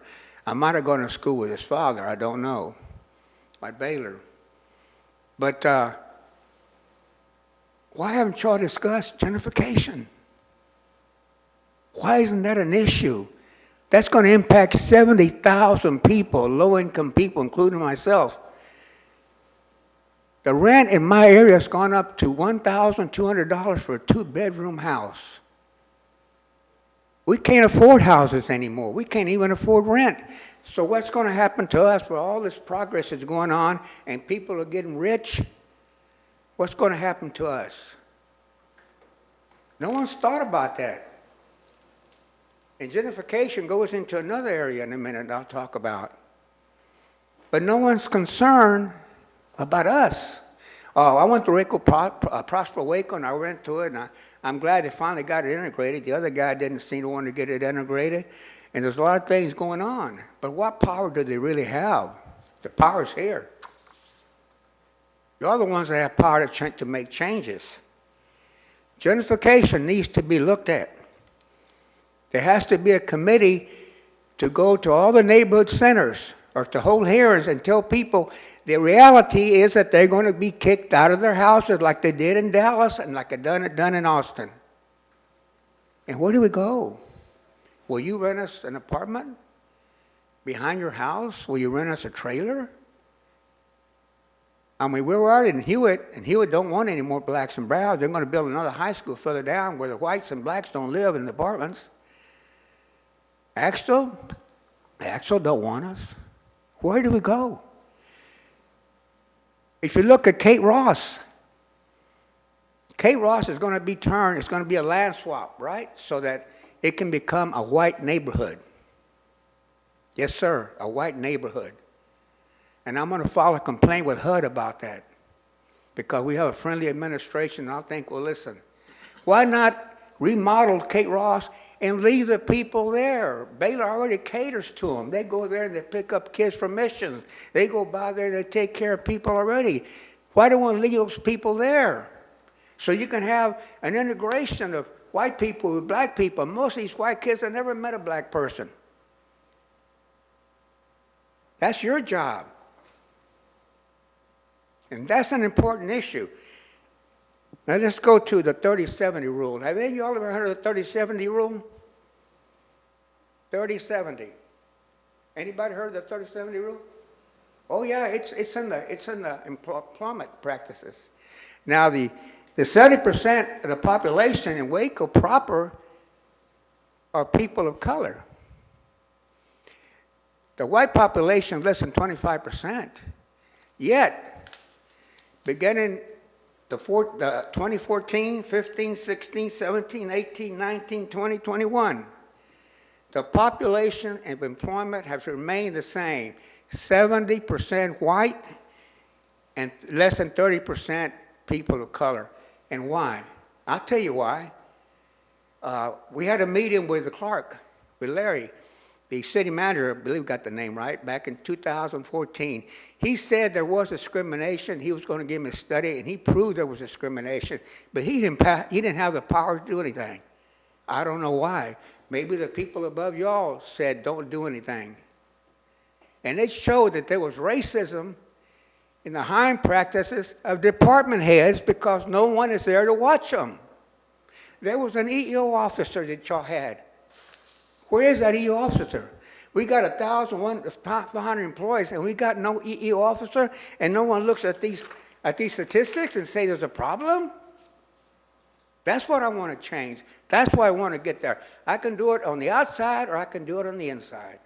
It's up to you guys. Now on the inside, I got rules to follow. Out here, I got no rules except my own. But I want to be able to do it on the inside to see if I can make changes. And do it with negotiation and some other things. Now, the new city realignment, oh guys, beautiful. We're going to have nothing but bright, intelligent, highly educated people on the higher levels. We're going to get rid of all the minorities like we try to get rid of those 18 and throw them on the street. And you know what? No one did a study. No one said, what's going to happen? What's going to happen to these people? What about the benefits? What's going to happen to these people? No one gave a damn.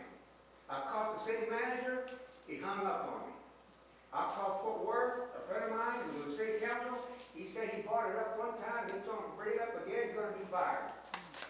18 people were going to be thrown out in the street that pay taxes for these benefits, and they can't get these benefits. So we want to get rid of all the brown and black people here and fill it all up and go from 70 to 80 to 90% white. And that's your fault because you're not looking at statistics of the 30-70 rule. Ask about that. Ask HR, what is the 30-70 rule? And these people that have the hiring power, the department heads, have racism in it. Because Larry said that to us. There's prejudice. I mean, otherwise, from 14 to 21, it remained 28%, 28%, 28%, 28%. When I had people with degrees go up there, and they got turned down. They didn't even get an interview. I told Larry said, send her to me. So I called her, she said, to hell with her. They don't want me? Mr. Aguilar, Yeah. can I interrupt, over here, sorry to interrupt you. Will you move back to the mic? Because we do have it on record, and so it needs to, I it get needs, excited when I'm I know, yeah. I do motivational speaking. I love it. Can we go to the next question? I love it, but if you'll jump on that mic so that people, because there are folks watching at home. Okay, thank you. I'm sorry. I apologize. Mr. Aguilar, are you ready for me to move to the next question? I'm not through with that one yet, sir. This part about And I'll just remind you, the introduction was to be 3 to 5 minutes, and you're at 7 minutes now. okay, that's fine. That's fine. I can go. I've got the other ones down. They're short because these are the most important things that I would deal with. Now, when I was here, the mayor said, "What we're doing was good for the city." Is the city white? Is the city white? The city is. City Hall's white. But is it white by population. We are the people. We are that 70%. And y'all need to be concerned about us. What's going to happen to us? If that happens, we won't even be appearing on that. And I think HUD will take a good look at that, because we have an administration that's friendly to minorities.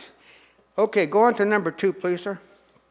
What qualities do you possess that you feel will contribute to being a good council member? Tell us what you think you will bring to the position that others may not. I'm independent. No one can fire me. I'm retired. I'm self-employed. I have my own niche. I do insurance claims. I reopen insurance, home insurance claims, and I have a 99% favorable record on opening them and executing them. What current civic or community service projects are you involved in? How have you already been volunteering or serving in the city? You have a resume there that talks about the things that I've been in. The city, I've been on the Variance Committee and the Human Resources Committee, which I was kicked off of because I started bringing up information by Rice. I started bringing up information about the hiring practices. And I was told that the hiring practices did not pertain to the city proper only. They were HUD statistics. Well, how do you get HUD statistics if you don't go to city proper? See, I ask questions, people, and that's why they don't like me. That's probably why you won't have me up there. I ask questions. I ask intelligent questions because I do my research. I'm a sociologist. Okay, next What one, is your sir. vision for the future of Waco in the next 10 years? Prosperity for all citizens, not just the white people, not just the Baylor people. Baylor people are temporary citizens. They're not here permanently. Next one, please. What, in your opinion, are the city's 3 most pressing issues? What do you see as threats and opportunities facing our city? Number 1 above, gentrification, discrimination. And by the way, you don't have an EO officer. The officer was hired. They're no longer there. You have 1,500 people, and they should have 2 EO officers that looks at every application. That's sought out by the department head or their people under them, and see who they get. Did they get the most qualified? Did they get any brown and black faces? Women. Okay, sir. When you hear about something that concerns you in the city, what steps would you take to see that concern is resolved? To change discrimination practices that affect 70% of our citizens, and it's done with transparency. There's very little transparency between us and the city council, those low-income people. Y'all meet with the chamber, you meet with bankers, you meet with people wine and dine you trying to get you in their pocket. That's politics. I know politics. I worked in Washington, D.C. I worked presidential politics. I worked senator politics. But we don't get that. We don't know what's happening because y'all guys don't tell us. We haven't had representation in South Waco for 10 years, ever since that lady's husband got arrested. The first 20 years, that person did a great job. The last 10 years, she disappeared. Okay, the next one, If you're please. not selected, what would you do to try to help work on ideas or issues that are important to you? The 4 C's of business. And that's coordination, cooperation, collaboration. I left one out. The what, who, when, where, and how, the scientific method. That's how you take any idea, any problem, and you deal with it that way. What are the causes? Or what is the main cause? And what is the biggest cause? Are there problems that we can work on with the easiest part and then get up to the biggest part? And what solutions do we have for that problem? That's how you deal with any problem. You have to find what is causing it. What are the needs of the people that you're dealing with? Okay, sir. What do you see as the role of city government in keeping cost of government down while providing essential services to residents? Stop contracting out city services, people, because you're keeping us low-income people that pay city taxes, sales tax, from being able to get the fringe benefits that white people get from the city. You're throwing us out in the dirt into poverty. You're creating poverty. Those 18 people would have all gone to poverty. If it wasn't for you, sir, and some other people, they would have lived in poverty. No insurance, no low income. Everything that they did would become poverty, and y'all created that. Y'all were going to create that. Stop contracting that out. Those are city services, the water department, the sewer department, even the bus department. Those are services provided by the cities. And we have a tax base right now that's really great. And we have a great tax base. And we want to say, and they use that as an excuse to try to get rid of 18 people, and they're minorities, so that 500 people would have been down 20%. I mean, 20. At least 5% would have been out on the street. You can't do that. You need to keep the city. What's best for the city? Come and ask me. Robert, should we do that? No, heck no, you shouldn't do that. Ask Mary. Ask her folks. Okay, sir, next one. Before we conclude, do you have any additional information regarding your qualifications for this position? And do you have any questions you'd like to ask council members present today? Number 9. Number 9. Let's skip that one, please. I'll tell you in the bottom. What does it mean for you to have a commitment to diversity, equity, inclusion, and how have you demonstrated that commitment, and how would you see yourself demonstrating it here? Look, people, I'm going to do what I have to do. The corona things, I got my shots. I'm ready for war. And I can do that war inside, or I can do it outside.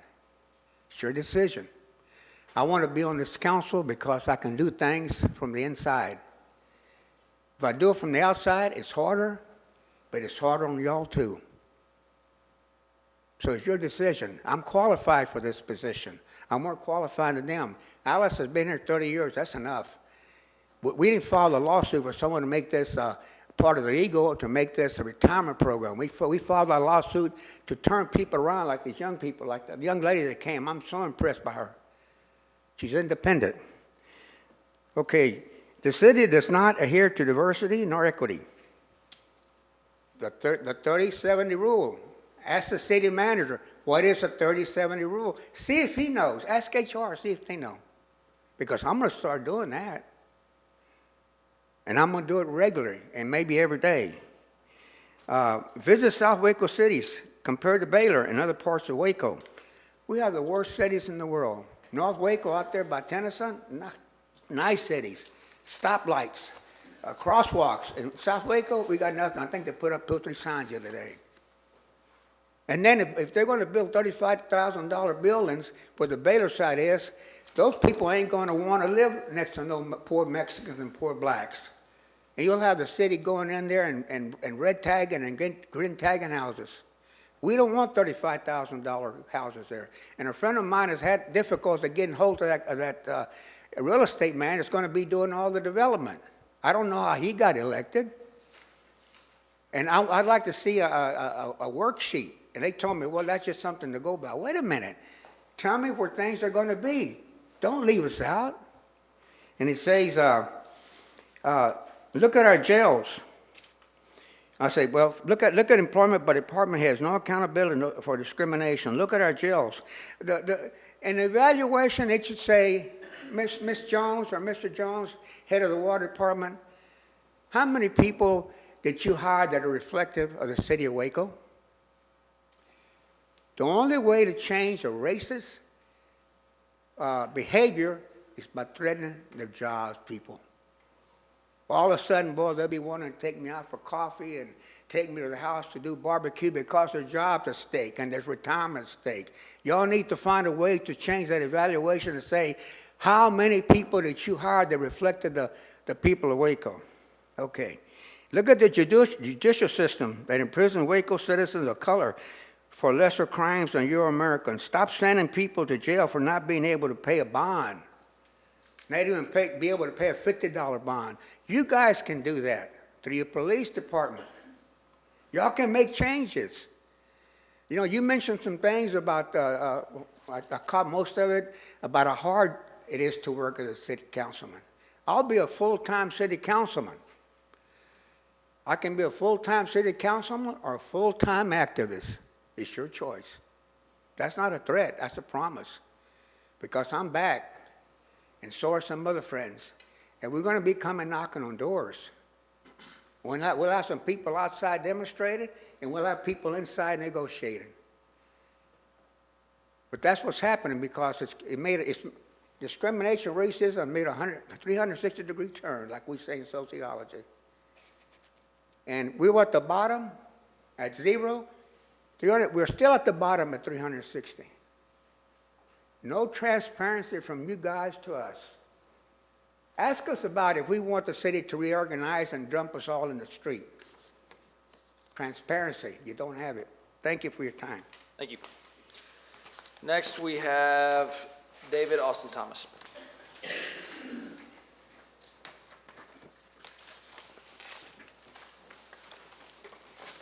Welcome, Mr. Thomas. You're the last of 6 applicants being interviewed today. You'll have an opportunity to give a 3 to 5 minute presentation on why you'd be a good candidate.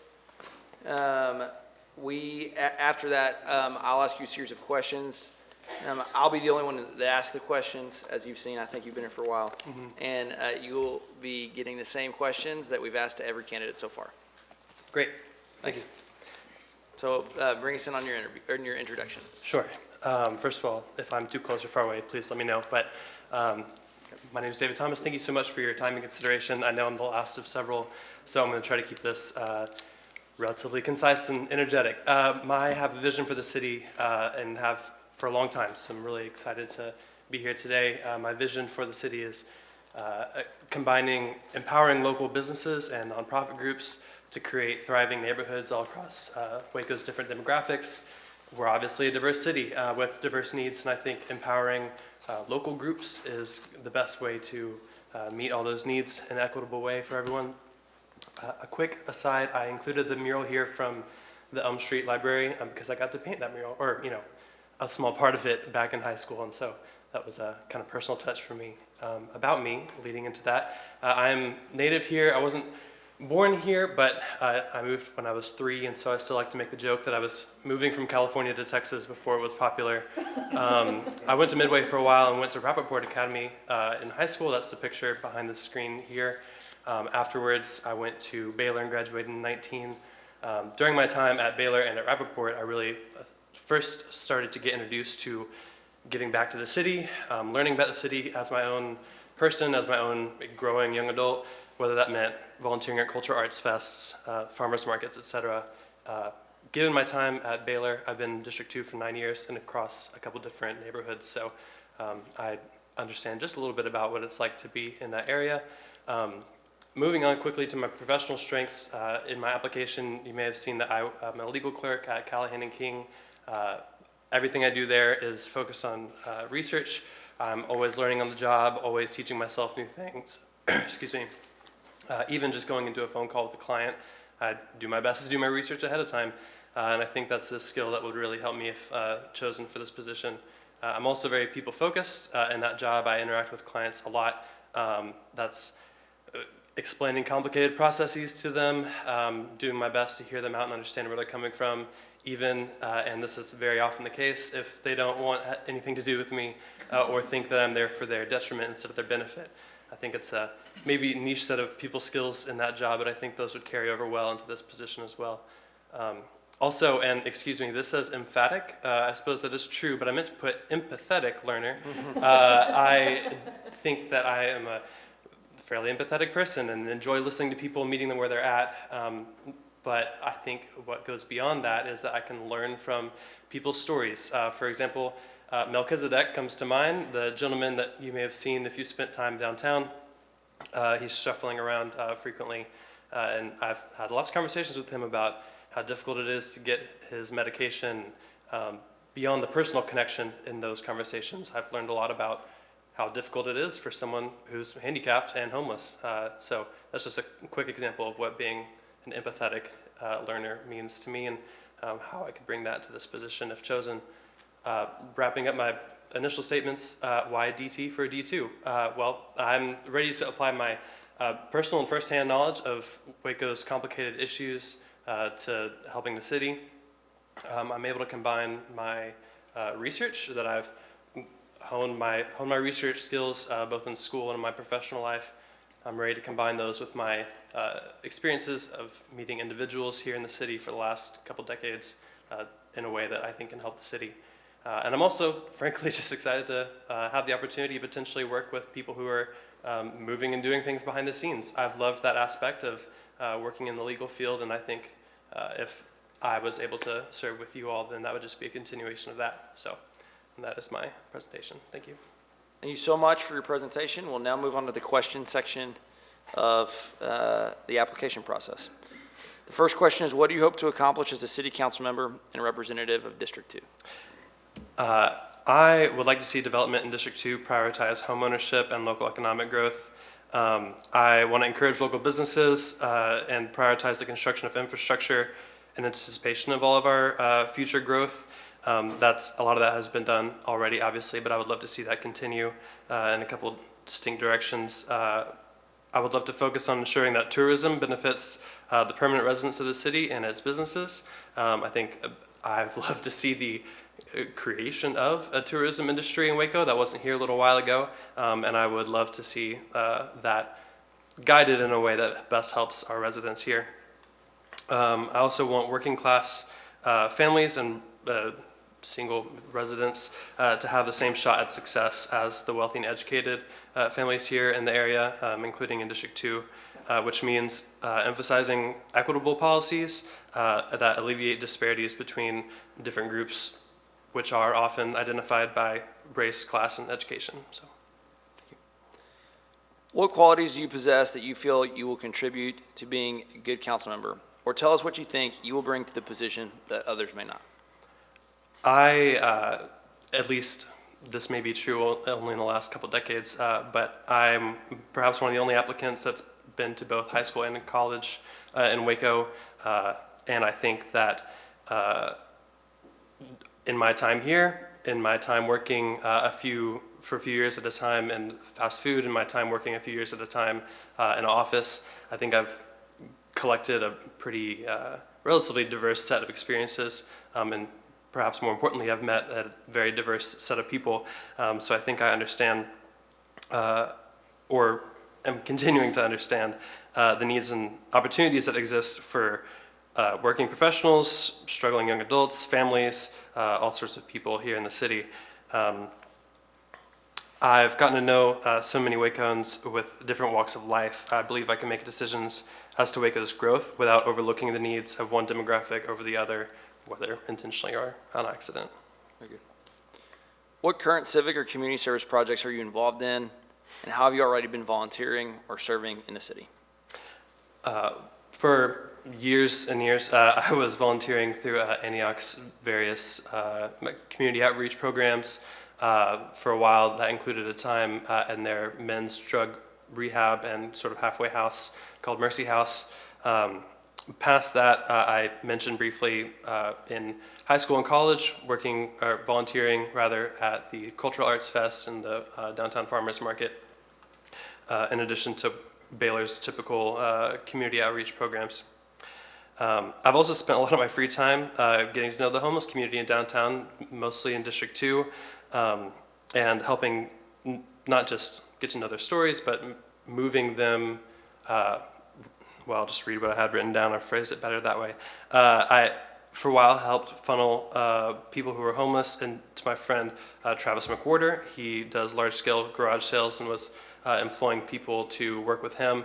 From there, people who were interested in prolonged or long-term employment who are still struggling to find that, he would then direct towards Jack of all trades. That was one example there, working with the homeless community. Also, I serve the community, I believe, in my job now. We do a lot of work for the Indigent Defense Office, which means I spend a lot of my time helping to protect the rights of people who perhaps wouldn't otherwise get good representation, people who are often impoverished, and often people of color. So I do that through my work. Thank you. What is your vision for the future of Waco in the next 10 years?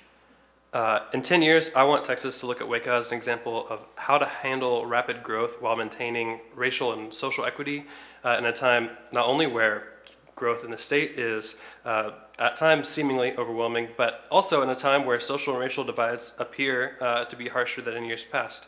I want us to set the precedent for pursuing equity while simultaneously fostering business in a place where rapid growth is happening. What, in your opinion, are the city's 3 most pressing needs, or what do you see as threats and opportunities facing our city? I see the city's 3 biggest needs as affordable low-income housing, infrastructure, and even still, I would say COVID would list among those 3.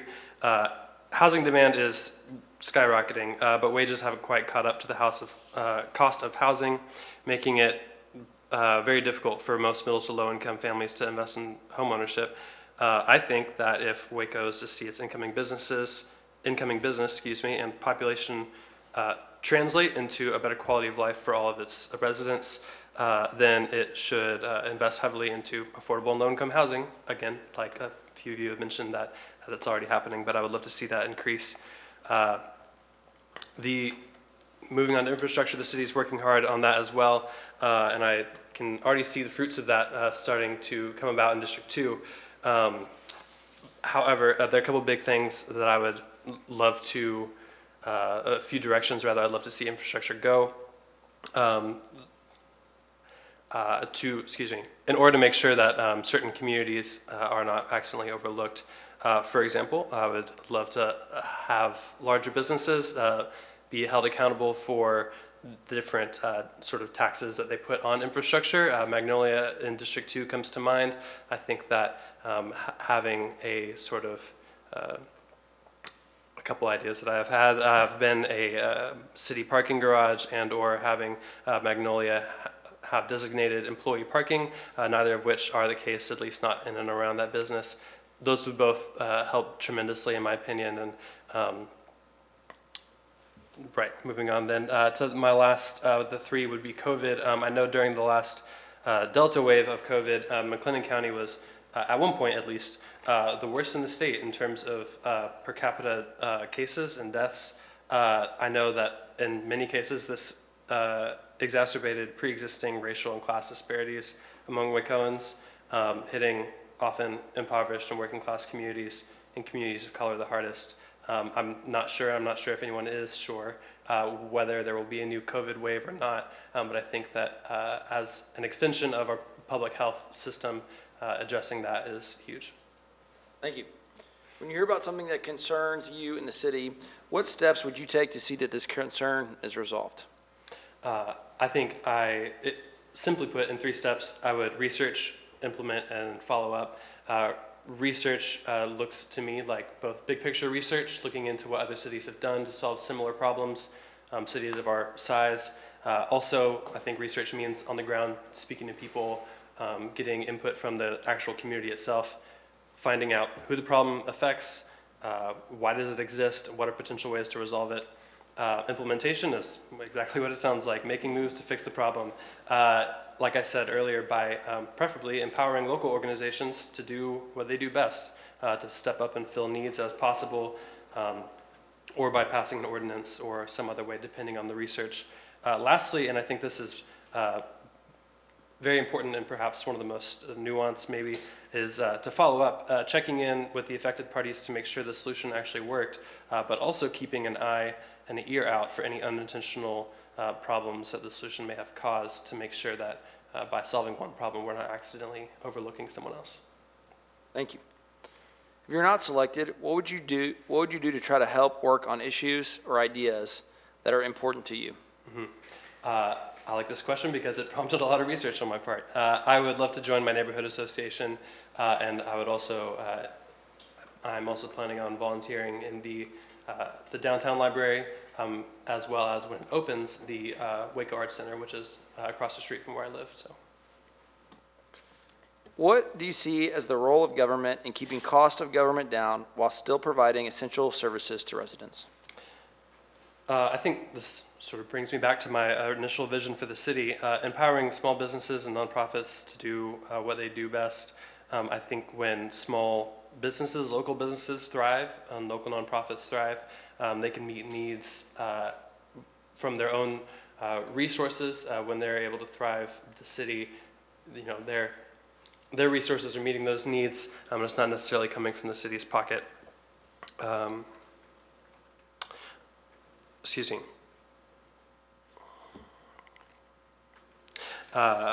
I also believe it's the city government's responsibility to make sure that some of the most wealthy and or powerful entities in the city do their part to give back. Like I had mentioned, talking about the silos, or Magnolia as a whole, I suppose, talking about Baylor. I know both of those obviously are giving back to the communities in their ways. I would love to see that happen even more so. I also believe that it's a role of the city government to alleviate roadblocks to thriving in underprivileged neighborhoods. Basically, that's equity, making sure that everyone has a chance to thrive equally, and that no one's missing out because of their race or gender or education. Before we conclude, do you have any additional information regarding your qualifications for this position? And do you have any questions that you would like to ask the council members present today?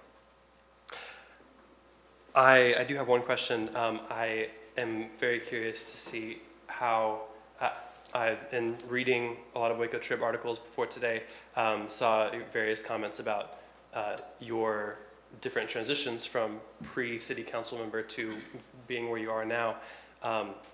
How, beyond pay and hours allocated to different places, how have you seen your investment in the city change since being on the council, if that goes beyond just simply the work you do here that you weren't doing earlier, if that makes sense? To clarify your question, you're kind of saying, what's the return on investment been? Is that? Yes, sorry. It's not a very clear question. I suppose I was just wondering what it's looked like for you. I mean, for example, you asked, what are you already doing to serve the community? I'd assume everyone here was doing big things to serve the community before you got on the city council, and so I was just curious to see what the difference has been now that you've been on city council personally. Versus, yeah, just serving in the community. That's great. Right. Anyone like to fill that? Sorry, pretty vague questions. Better in my head. I think one of the things that comes to mind is I drive through Waco and every community that I'm in a different way. I've been on the committee to modernize our airport, and I've flown a handful of times, and I'll be texting Dylan or I'll be texting our city manager, and I'm like, look at this incredible tile. Wow, this is some nice tile. Or like, oh, the mayor is talking in this airport and they're giving a welcoming message. That's so cool. Or we'll be driving through a city and I'm like, this is incredible sidewalk. Look at these trees, and realizing each of these decisions was made by a thoughtful group of people. And I think I didn't necessarily have eyes to see all the layers and layers and layers of policy decisions and ordinances and values that govern every city. And so it makes me a more intrigued both visitor and resident of Waco. Thanks. Thank you. Anyone else to add? Great. Thanks, Kelly. Last question. What does it mean for you to have commitment to diversity, equity, and inclusion, and how have you demonstrated that commitment, and how would you see yourself demonstrating it here? I think there's a small picture and a big picture. Small picture is not a great phrase. A micro and a macro aspect to diversity, equity. On a micro or more personal level, I think this means surrounding myself with friends and coworkers that are from different demographics from myself, people with different ethnicities, backgrounds, education levels, etc. This helps me stay humble and educated about problems that other people are facing that I don't face. On a macro level, on a bigger picture, I think this looks like supporting minority-owned businesses, promoting minority leaders in our community, so that as a few other presenters have already touched on, that the leadership and those in power and recognition in our community are indicative of the actual community, which is very diverse. In the past, this has meant supporting the promotion of women and people of color in my workplace. It's meant speaking out on behalf of minority groups in settings where the demographic is underrepresented. That in particular was a large part of my experience at Baylor, where frequently discussions were had in classrooms about groups that didn't have a lot of representation in that room. I think that being on the city council would not only give me more opportunities to promote other people, to promote minority businesses, underprivileged neighborhoods, members of the community who, through no fault of their own, have a harder time being heard than I have as a white man, basically. And I look forward to being able to use my voice, whether it's here or elsewhere, to promote voices that would otherwise maybe unheard. Thank you very much for those answers, and we will be engaging in an executive session now to engage in discussion, and hopefully be back with a new appointee here soon. So with that, we will reassess the work session and reconvene regular session for executive session, as read into the record by the city secretary at 3:44 p.m. Let's try to be in executive session at 3:50, all. Notice is hereby given that the City Council will go into executive session in accordance with the following provisions. 1, Personnel, Texas Open Meetings Act, Section 551.074, City Council Member for District 2. We are now in executive session at 3:45 p.m. Thank you. The session of the October 27th, 2021, to order at 4:23 p.m. Please join us all for a Pledge of Allegiance. Pledge allegiance to the flag of the United States of America and to the republic for which it stands, one nation, under God, indivisible, with liberty and justice for all. Our first and only item of business tonight is Resolution 2021-786. Is there a motion on this item? Yes, Mr. Mayor, it's my privilege to move to appoint Alice Rodriguez to the vacant District 2 City Council district position this time. And I will second that. Is there any discussion? I believe Ms. Rodriguez, as to my knowledge, the longest serving Waco City Council member in history, who has been continually validated by the District 2 voters in election after election, possesses the experience and the relationships and the skill set to take this on for this interim period. And I believe she would be, of the candidates presented, the best, although there were a lot of wonderful, promising folks that came here today, and I look forward to watching their careers develop in the future. And I'll echo Josh a little bit there. Lots of great applicants. All 6 were very good, top notch, and we appreciate their interest in city service and doing municipal service. And I hope that everybody stays involved in the city, because we need folks of this caliber to continue to be in public service. I am in favor also of bringing Alice Rodriguez back onto the council. Very privileged to serve with her in previous councils, and she was of the highest quality and highest commitment that we've had on this council. So I'm excited to get to work again with Ms. Rodriguez. As a person who was applied for an unexpired term and was not selected, and then opted to run again in the May election, I wanted to say that from sitting in the seat to those appointees who were not selected today, that the possibility is still very much there. At this point, there's 6 months to prepare for an election. Should you choose to run, and I think, we would encourage you to. This is an opportunity to, engage with the constituencies in your community and talk to the people and really understand and take the platforms and information that you presented to us today, incorporate that with the needs and voice of the people, and run a strong campaign. It was very different, and I will not lie, not getting selected did sting a little bit, but it added, yeah, Jim, no, I'm just kidding, and Dylan, yeah, so, no, but seriously though, it offered fuel. it offered fuel to go ahead and run that election. So I encourage you to really dig deep, get it. Those of you who are on appointed commissions and committees, stay, continue to do the work. If you're not, get engaged. We've got new things coming up, new programs and engagements that'll kind of merge what you want to see in the city with your voice. And so I just encourage you to keep going. It was so exciting to hear from such a thoughtful group of Wacoans. I was taking notes the whole time and just have lots of ideas from the wise, insightful things that y'all were saying. Each person brought a different set of life experiences and skill sets and ideas, and Waco is better when we are hearing from all of our neighbors. So thank you for bravely and courageously deciding to put your name in the hat. It is a scary thing to run for an appointment, and like Councilwoman Barefield says, it can hurt a little bit when you're not chosen. But I was talking to our city manager a couple weeks back, thinking it through this process, and I think I'm a better councilwoman having not been chosen for the appointment, because I had more time to hear from neighbors and feel like I'm here to represent those 25,000 people as opposed to represent the 5 people on the council. And so I think if you weren't appointed, there is power and creativity and space to figure out what it takes to run a campaign that will resonate with your neighbors.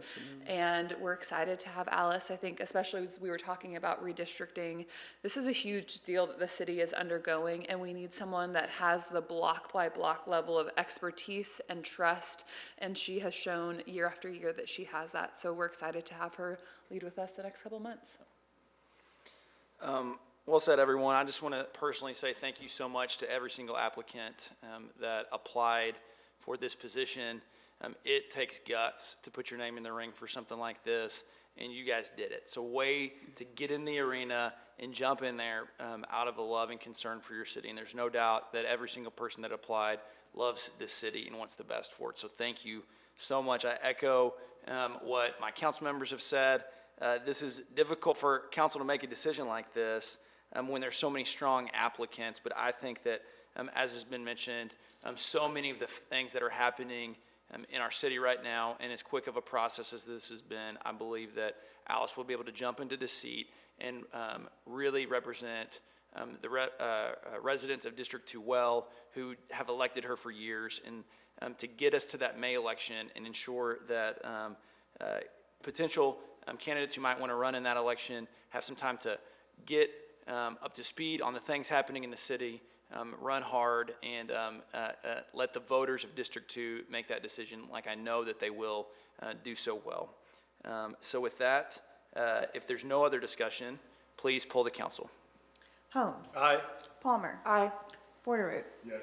Fairfield. Yes. Meek. Yes. So before moving to the hearing of visitors, we'd like to congratulate Alice Rodriguez on coming back to the Waco City Council.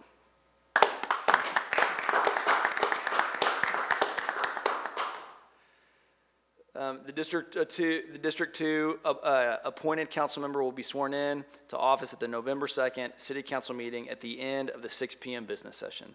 The next item on the agenda is the hearing of visitors. I don't believe there's anyone here to speak. Is that right? Okay.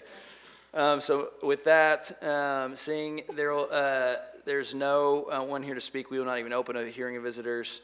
As a reminder, Alice Rodriguez will be sworn into office at the November 2nd City Council meeting at the end of the 6 p.m. business session. There being no further business, we will adjourn this meeting at 4:30 p.m. Thank you.